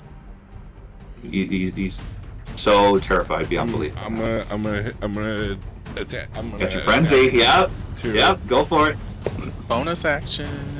Yep. That's a not natural 20. Yep. roll your damage. That is 12 damage. 12 damage. 12 damage. Kill him too. Damn. Gone. These guys Just are like stop. tissue paper. Yeah, they're that. You literally, this is your job. You're the enforcer of our group. Yeah. Pretty much. It's just crazy how just in the span of almost 10 seconds, you instantly kill this whole team of people, and just blood, guts, corpses everywhere just laying out this pier. So you just have this monster right here, right now. Is that the end of your turn, Craig? Yeah, I'm just gonna yell to Ximena to get rid of the spikes. It'll have to be on my turn as a free action. I mean, but on your next turn, but like I yell it then. Okay. Of course, it's only 2d4. So next up is this creature here. Let me roll a perception check. They got a nat 20. Not again. So they see that, and oh yeah, that's right, they did roll, but then they failed again. So yeah, no, they see it now. They are going to swim Oh. and try to attack Zymina underwater. They are Would they have known where I was right away if I had gone under the pier? They Matters. I'm just saying. Yeah, no, it does matter. Yeah, but they are able to. They did see you. Okay. Yeah. So they're going to try to attack you. They're going to do one with. Let's see here. They're going to try to bite you first. All right. Now I have an armor class of 12 as a crocodile. Just so you know. Okay. Thank you for letting me know. It's not very high. Most That's of these okay. animals are I don't not. know why I love that first one. I guess I should roll my HP. They just got a 12 to hit. Yeah. Oh, good for them. Yeah. So you take 12 points of piercing damage on that first attack with the Okay, bite. so I have 18 plus 3, so I have 21 hit points as a croc. Okay. So You is that took the 12? so you're down to 9 right now. And then they're going to try to hit you with its claws. Okay, and I succeeded my concentration saving throw. Okay, perfect. They got a 13 hit, so that hits you again. Imagine if I wasn't a croc, they wouldn't hit me. You know, it's so ironic, right? But it's temporary hit points, so it's fine. Technically, yeah. Oh my gosh, I've been rolling max damage. So another 12 points of slashing. So you are now no longer a crocodile. You are. I think I take 1 extra point of damage. Because I had 21, so 12 and 12. 21. That's 24. Yeah. So you are. So you take. So you're 3 points of damage. Zymina for. Yeah. Okay, mhm. yeah, that's fine. Yeah.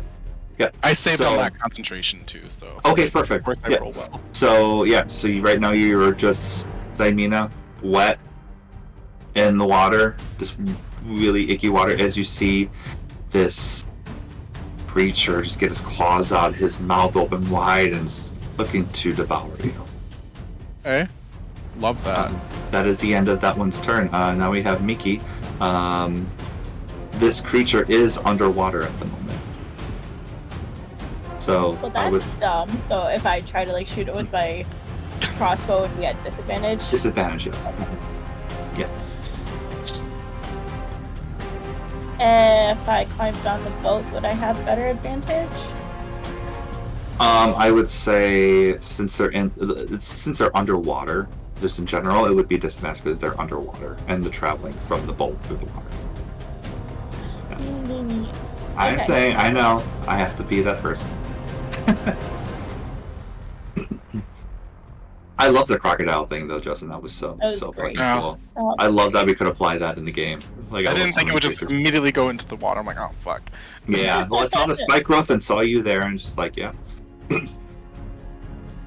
It's a definitely Aquan creature. Yeah. Aquaman. I think I'll just use my action to just crawl next to Oz, crawl up on the boat and go next Okay. to Oz. And well, no, moving is I can still like ready my action for when he comes Yeah. up. Yeah. Can I do that? Okay. So I'll ready my crossbow to shoot at him when I can Comes up. see him. When he pops out of the water and you can Yeah. see him. Okay, sounds good. Next up is Oz. Alright. I'm going to move my scythe 20 feet. Okay. And wait for it to come up above the water. Okay. So I'll have my scythe readied and then I'll ready chill touch again. Okay. Can I do Very both? Like, does that work? And maybe Justin, I don't think you can ready. I don't think you can ready a bonus action. I think you can ready an action though. Yeah, it would have to be a whole action. Whole action. I guess you could use your action to use the scythe though. Yeah. I'll Ready do your bonus that. action, Yeah. Okay. Yeah. Sounds good. Okay, Zymina. So you're in the water right now. You do. Sure am. I would say you are able to get from the water to the pier. Luckily, it's a easy distance to do that. You would have, if you do manage to leave that Mhm. area, like he would get an opportunity attack against you, just like you know. Okay, yeah, I figured. So I think what I would do As well, I'll dismiss the spike growth first, so everyone can Okay. kind of move where they want to. Sure, just kind of deteriorates and just sinks into the pier. So it's not. And can these things swim? I'm assuming all bears can swim, but Yeah, are you looking to turn into a bear now? maybe. Okay, sure. I mean, bears should swim.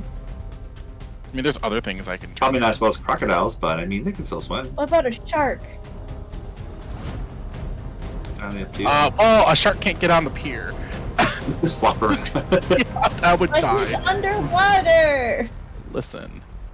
For now. What? You do what you want on your turn. Don't worry about it. You know what I'm gonna do? Instead, I'm gonna use a fancy new cantrip I have called Infestation Yes, you do. that I get from my Druid subclass.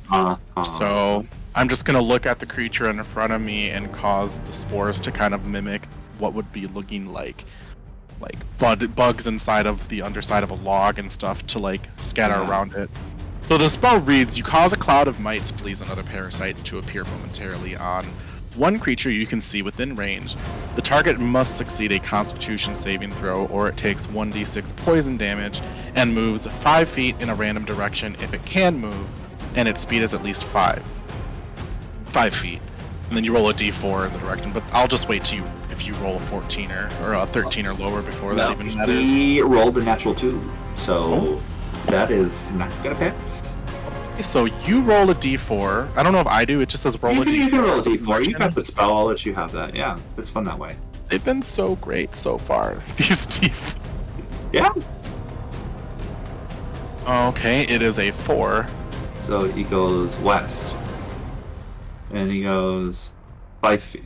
Yeah, 5 feet around. So he's gonna go right. He's moving west. So he's So it doesn't help me. not really. That's why I have to roll it. I just like roll my eyes. Like I'm like, well, that didn't work as what I wanted. So I'll just take the L as I try to climb onto the pier, which I would assume would be half my movement. Yep. I will say, when you get off the pier, though, he's going to reach up and try to hit you, which will give Mikil and Oz an opportunity attack too. Okay. Oh, I didn't roll my poison damage unless it's immune to poison damage. No, you can roll your damage. 5. Okay. Sounds good. Yeah, as like these flies, bugs, termites, whatever they're, just a whole hodgepodge of bugs just like gnaw at him, and he's trying to swat it away. That's 5 damage. And then Mikil and Oz, feel free to roll your to hit. That's a natural 20. Hey, there we go. Could I change my dice again? Nice. What did you get, Mikil? Sorry, I didn't roll yet. I was looking at my to hit. That's okay. It's a nat 20. Really? Yay! You guys are not Hey, yes, yes. That's good, because I only rolled 1 damage.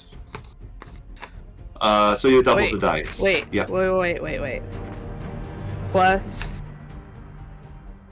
my spellcasting ability modifier, which I didn't add the last time. Oh, okay. No worries. So So that you would would be double the dice, and then you would add your spellcasting modifier on top of that. so it's +3. So you don't add your bonus, you just double the die. You double the dice and then add your regular bonus at the end. So the crit is just adding another, just doubling your dice. Yeah. Yep. So 5 damage. Oh, could you roll a 1? Did you roll 2 of your dice? No, I just rolled 1d8 and I got a 1. Okay. So I doubled it to 2. Well, double your dice rolls. Is that what? Oh. Yeah. You want us yeah. to roll 2 dice? 2 dice, yeah. Oh, alright. That's an Yeah. Well, I 8. couldn't remember if you want to do double damage, roll less dice, or double the roll, which is the official way. But Yeah. I think doubling the dice is fun. Yeah, okay. So I rolled an 8 for the second time. So 8 So, plus 1 is plus 9. Plus 3 is 12. 12. Okay. Nice. Awesome. I rolled 8. total. Nice. 8 total. Okay. Damage is Um, damage. Yeah, looking really rough as the scythe gets a really nice angle right on top of this thing and just gets right at the back of the neck, and then all this like dark crimson blood just comes out, starts pouring into the ocean, and then Miki's shooting it right in like near its eye as it just like goes back and is just wheeling in pain. Very rough right now. And then it has to hit. It was trying to attack Zaimina with its opportunity attack. So it's going to try to, I would say it would try to claw you. Because it's easier than just trying to bite you when you're trying to run away. Okay. That hits you with a natural 17. Ah, I know, I'm sorry. are you? I am. Well, I mean, you're doing pretty well with this, dude. Okay, so it's another 11 points of piercing damage to you. Wow, stop rolling so high. I know. It does, Right. yeah. How much health do you have 5, left? 10, 15. I have plenty. I'm at 17. The crocodile Okay. health definitely helped. Yeah, I'm only at half my health, so I'm looking worn down, but I'm not looking like super bloodied and messed up. I'm just very like, I'm wet. I'm surprised. Everything went wrong real quick. Fed up. Yeah, but that was my full action now. That's I your have full my action, full yeah. movement, so all I have Oh. is my reaction Cool. or All bonus right. action. I don't think I have a bonus. I don't think you do. I think you do. Nope. Okay, next up is Craig. Looking pretty rough, Craig. Hey, You're gonna do what you do best. feet now. I am going to attack. It is like in the water. You can reach it and try to bucket it while it's in the water if you want, or try to jump in the water, whatever works. What about my reach? Yeah, 10 that's, yeah, 10 feet. Yeah. So you can just Yeah, I was just gonna. You I think he's front still area it's and, still obscure. Would be a disadvantage because of that, even though you know what I mean. But I would that's say okay. I would say you can hit it with that because of the hits that the other two. Nice. took. Like 20. I wish. All right. Good No. It's like 24. 24. That hits. Roll your damage. Wow. Good job, guys. I was worried about this in the beginning. I'm like, you have both bandits and the enforcer in this thing, and super easy. Much Wait, better than the that is Spectre a- fight you guys had. This is 9. True. Oh, man. I'm so scatterbrained right now. It's okay. Nothing. 18 damage. That's fine. You have a lot to add. How do you want to do this? How do you want Nice. to roll with this? Um, As you're reaching over the pier.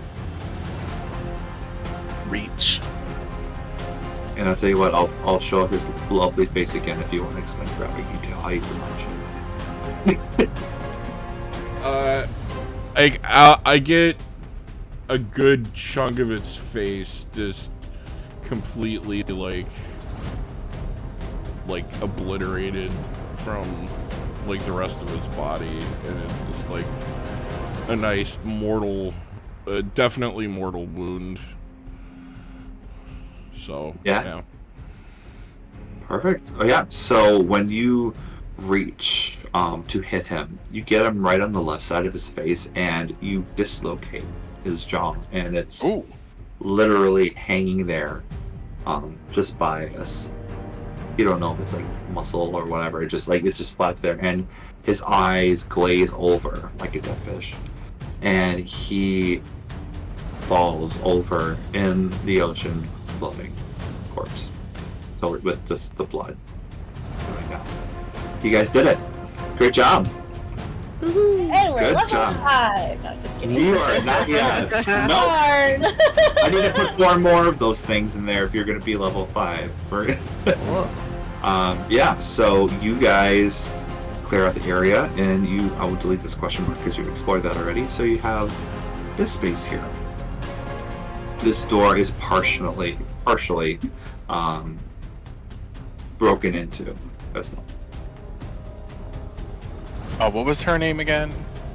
The name- Grinda? right? Grinda Garlock Grinda was Garlock. written on the. Grinda. Yes. Okay.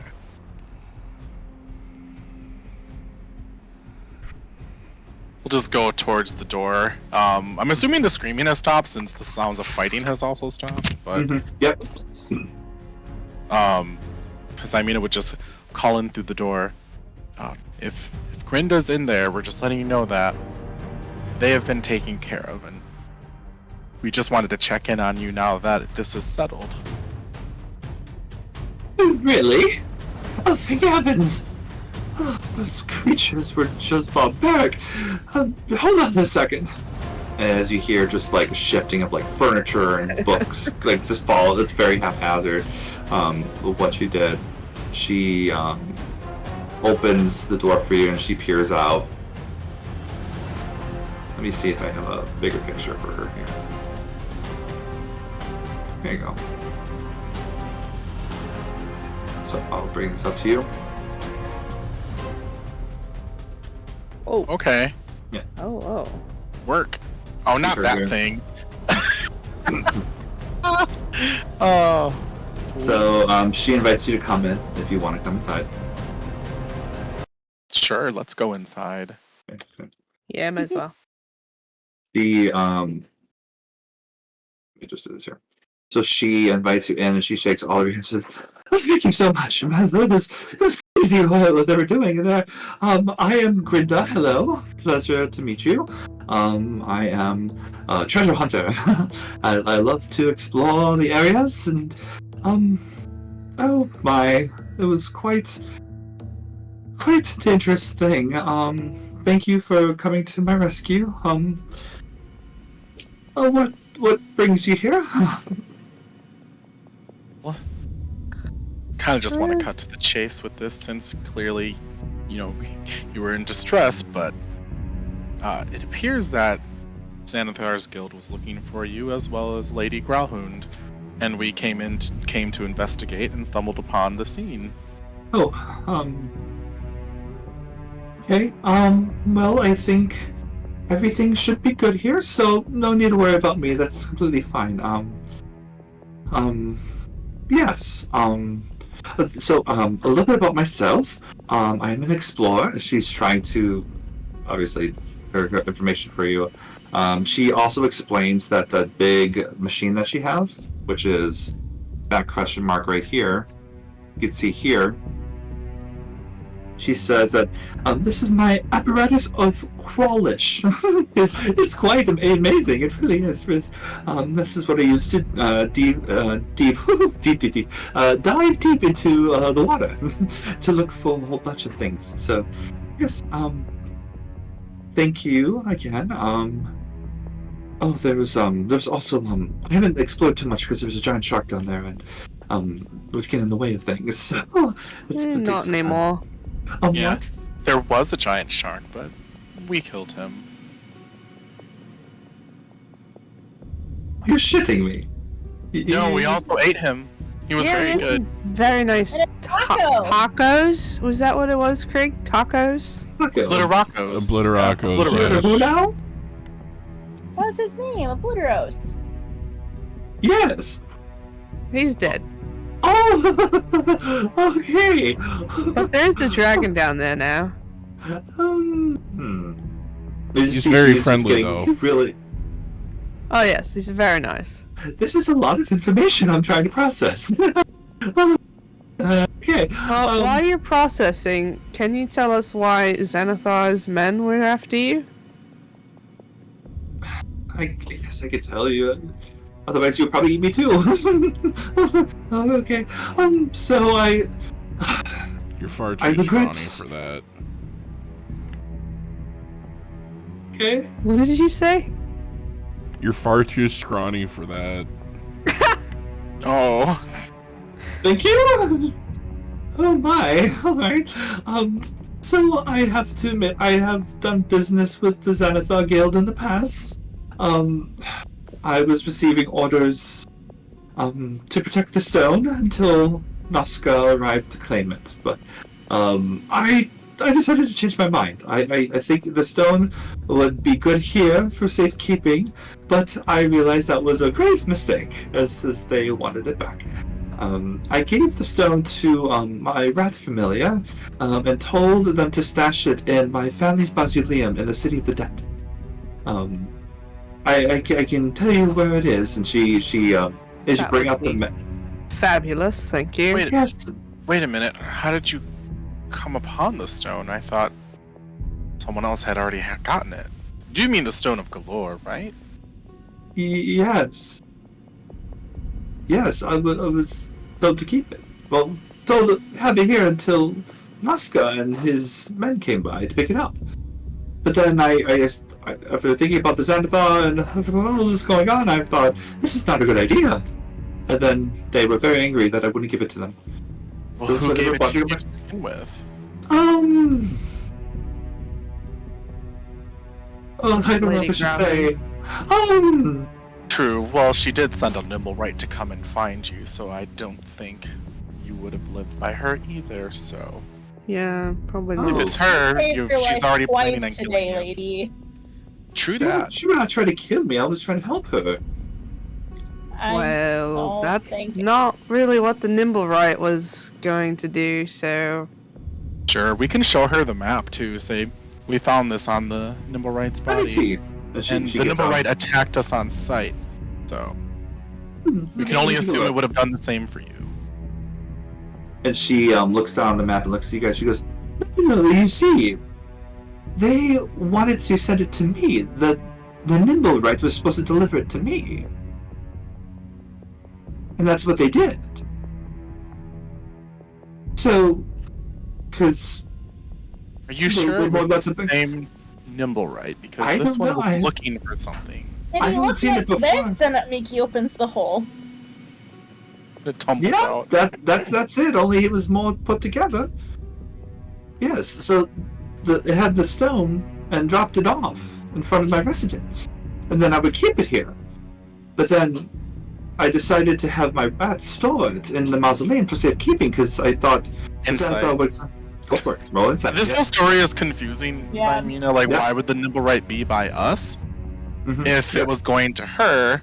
Yeah. After the fact, it wasn't on its way back to the Growlhound Villa, so she's just trying to see where this lady is faltering in her story. If Sure. she's just rambling because she's scared, or if Of she course. is being honest. Like, I don't know. It's very confusing. Yeah, go for it. What's your rat Shit. name? What did you roll? Is anyone helping, or is anyone else I rolling? am rolled a also, 3. I am I'm trying also to rolling. distract her by asking what her rat's name is. Petunia. Oh, that's a great name for a rat. I have Thank rats, you. and their names are, Toby, Keith, McGuire, Bruno, Stella. Some of them died. Winky. Winky didn't die. Slurpee died. Percy died. I like Okay. rats. Do you like rats? They're all right. They're familiar of mine. It's That's just one. cool. I wish mine were familiar because I could talk to them, but I can't talk to them, so that's Lovely. too bad. Great. Cal, what did you roll? 14. 14 for Thank insight. God. Okay. Better than what I rolled. Did anyone else roll insight? I guess I'll roll. I'm just Okay. trying to distract her. Yeah, I only rolled a 3, Okay. so I'm not invested. I'm just No asking the questions. No worries. Ooh, You mean I rolled 18. Okay. So for both of you, from what you gather, she is being honest. She was very frazzled in the beginning of what was going on, and she looked very worried about giving away any information. When you guys were talking about destroying the shark and pretty much proving your accolades, for her, she was more open and feels a lot more safe if she were to work with you.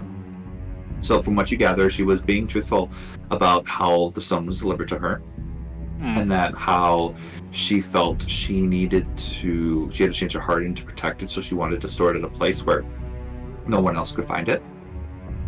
And hence why Xanathar's people were trying to attack her. So it does So- kind of add up. And it sounds Yeah, I was like, so out of game to Mhm. kind of piece it together. I guess maybe Mhm. she gave different additional instructions to the The nimble, right? Maybe it was looking for the book instead of the stone if it did deliver it to her. Maybe. Why it was over here, though, because it's like their villa is different. Like, it would go straight here to their villa. It would have no, like, cross-section with us, I think. Yeah. So that was really weird. And it was digging through the garbage, so... Ground Villa is actually pretty close to our manor. It's like It a is. block. and a Oh, half yeah, I away guess or it is. You're something. right. Yep. So maybe it was snooping around for, like, maybe we threw it away, or maybe she thinks we stole it. But, okay, that makes sense then. Alright. Like, I thought she was lying, like, I don't get it. But She also now I get goes through her pockets and pulls out a key and hands it to Mikhail, and says, "Well, here you go for your friends. This is the key to the mausoleum.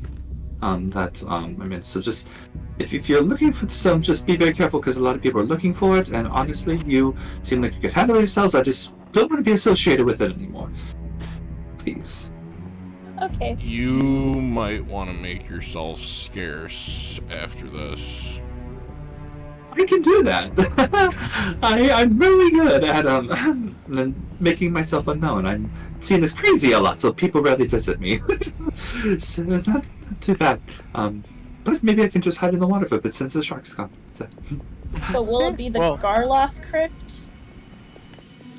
precisely. Yeah, my family's name. You can't miss it. I put it on your map right there. Oh, sorry, I didn't. Sorry. It's okay.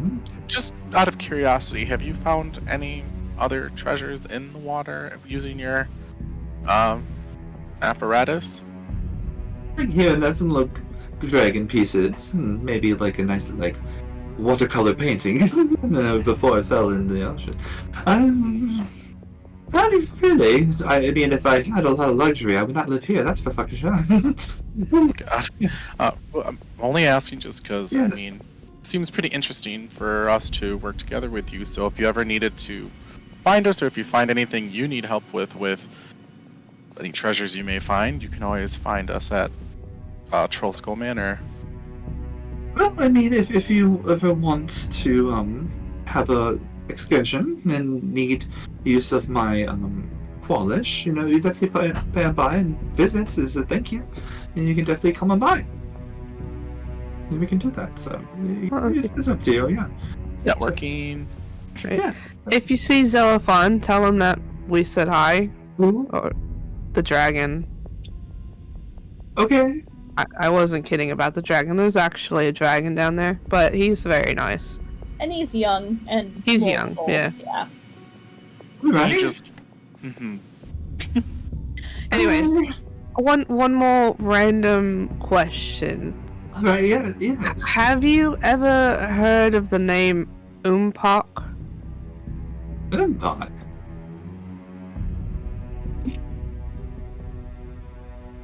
That's a weird name. I haven't heard of that name before. Okay, Sorry. that's all right. Thank you. I don't get out too much. Okay, well, Okay, bye. thank you so much for your help, Grinda. We'll be in touch if we ever need to explore the ocean. All right, will do. Bye. Bye-bye. As Later. she pushes her couch and furniture and bookshelf back up to create another door, and that's where we're gonna roll out of today's episode. That's funny. Okay. Oh my goodness. So Nice. yeah, I want to go on a little bit more. Don't get me wrong, but I know we're past our time. Thank you everyone again for watching. Hope you enjoyed it. I thought it was really fun, and yeah, more stuff is unfolding with the Son of Galore. If you like what you saw, please comment on our Discord, YouTube, all the fun stuff. All the TikTok. things. Yeah, all the things. And we love you very much. And remember, this is Roll Or. Roleplay. Roleplay. Bye, guys. Bye bye. Have a good night. Roleplay.